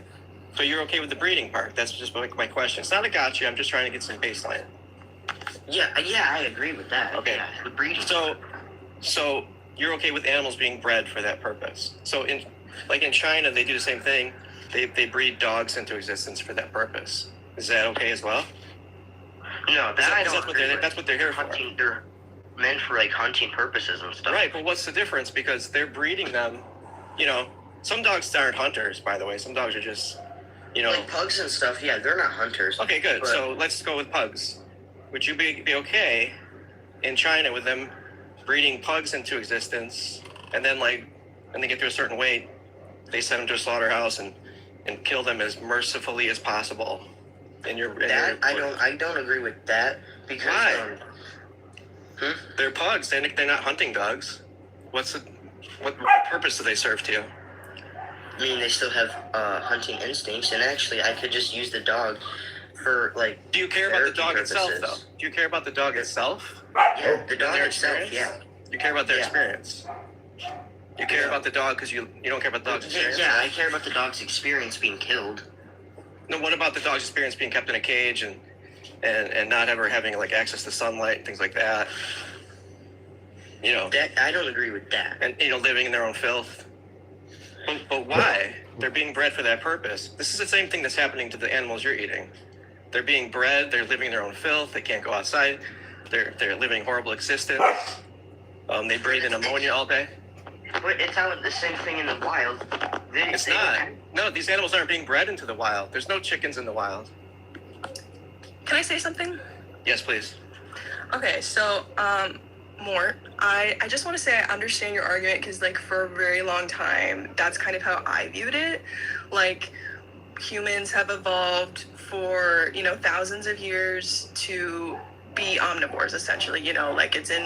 I see what you mean. Our front teeth are canines because they're meant to rip flesh or whatever, and our back teeth are meant to chew vegetables. But I just want to say that just because for thousands of years that's what we did, that doesn't mean we have to continue to do it. We have other options now. We have the ability to look at it. We're not a tiger. We're not a dog. We have the ability to look at what we're doing and be like, okay, actually, this is really bad. If I don't have to, why would I, type of thing, there's a lot of things we do today that we haven't done for thousands of years. You didn't have a phone for thousands of years. You didn't stay inside in an air conditioning building for thousands of years, but that doesn't mean you're not going to do it. I think maybe I just want to say, I understand that it's hard, but there is no neutrality on a moving train. You know what I'm saying? You have to decide to go against the grain, and that is a hard thing. But if you want to live a moral life, that's what you have to do. See, I agree with that, but all right, we got to wrap up. I have to go. So get your last thing. I'll just drop off. No, you have anything else to say? No, I just woke up, so I don't have a very strong argument right now. Well, thanks for being so nice, Mort. Yeah, give us all follows and come back to any of our streams. And like I said, go check out Animal Justice 21 and you can reflect yourself. Yeah. Thanks for the good conversation, guys. Yeah, thank you. All right, catch you guys later. See ya. Anybody that's in the queue that didn't get a chance to come up, I see the one person came back again. You were here earlier. And another person I'm friends with. I don't know if we talked the other day. Come back up. I'll probably try to do another stream tomorrow. If you come back tomorrow, let me know that you were in the queue today and you didn't get a chance to come up, and I'll try to bring you up ahead of other people, okay? Yeah, that's it. If you're curious about veganism, go check out Animal Justice. Axel? Yeah, I was just going to say, further speaking on animal justice, it really tackles your, within your inner self of your own morality. It's not like telling you how to feel, it's literally just asking you how you feel about these things. And it's a lot better than to argue with us anyway, because you're just discussing it with yourself. But thanks for having me on, dude. This was a really interesting way to go about the conversations. I liked it. Yeah, awesome. Thank you. Thank you for being here. I hope you come back up. Yeah, thanks for having me, man. Yeah, you thanks, have a good day over Nick. there. I'll see you guys later. Peace.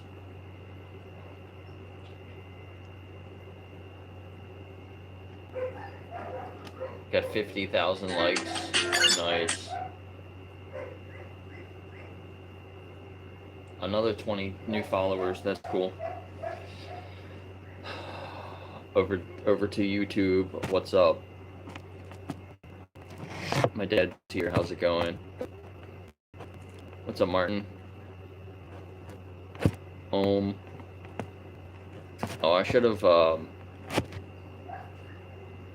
plugged O. I think O is live right now on TikTok.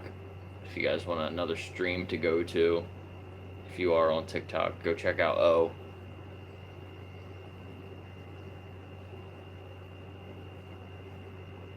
Yeah, how many, like 1,500 views on TikTok? It's going okay. It's different. Yeah, O was on earlier, and then he left and started his own stream. He was on the other day too, helping. He's definitely really cool. Veganic farmer.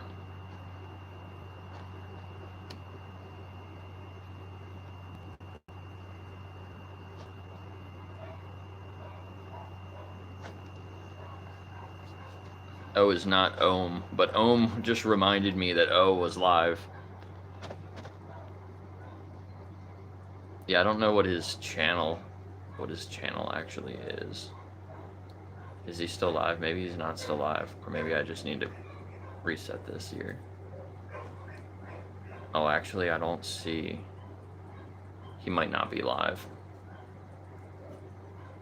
The Queen Vegan is live right now on TikTok if you want to go over there. But the Vegan King was on my stream. That's really cool because that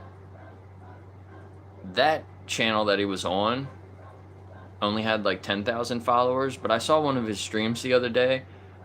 I don't know if he has different accounts, but I thought he had like over 100,000 followers. He's like one of the biggest vegan TikTokers. And that's really cool. I've only been doing this for a couple days and he was already in my stream. So, very awesome. And he must have shared it too, because after he came on, my viewers like doubled. So that was nice.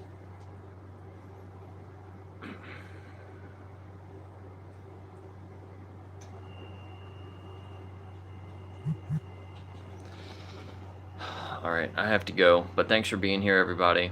Thanks for the gifts.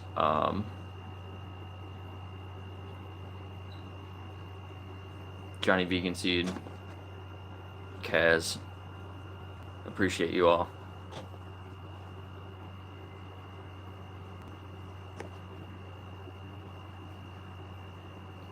There's Coops. Yeah, is Gem live later? Everybody go follow Gem. I'll probably see you there. Allison, Angela, appreciate you all. Peace. I'll see you later.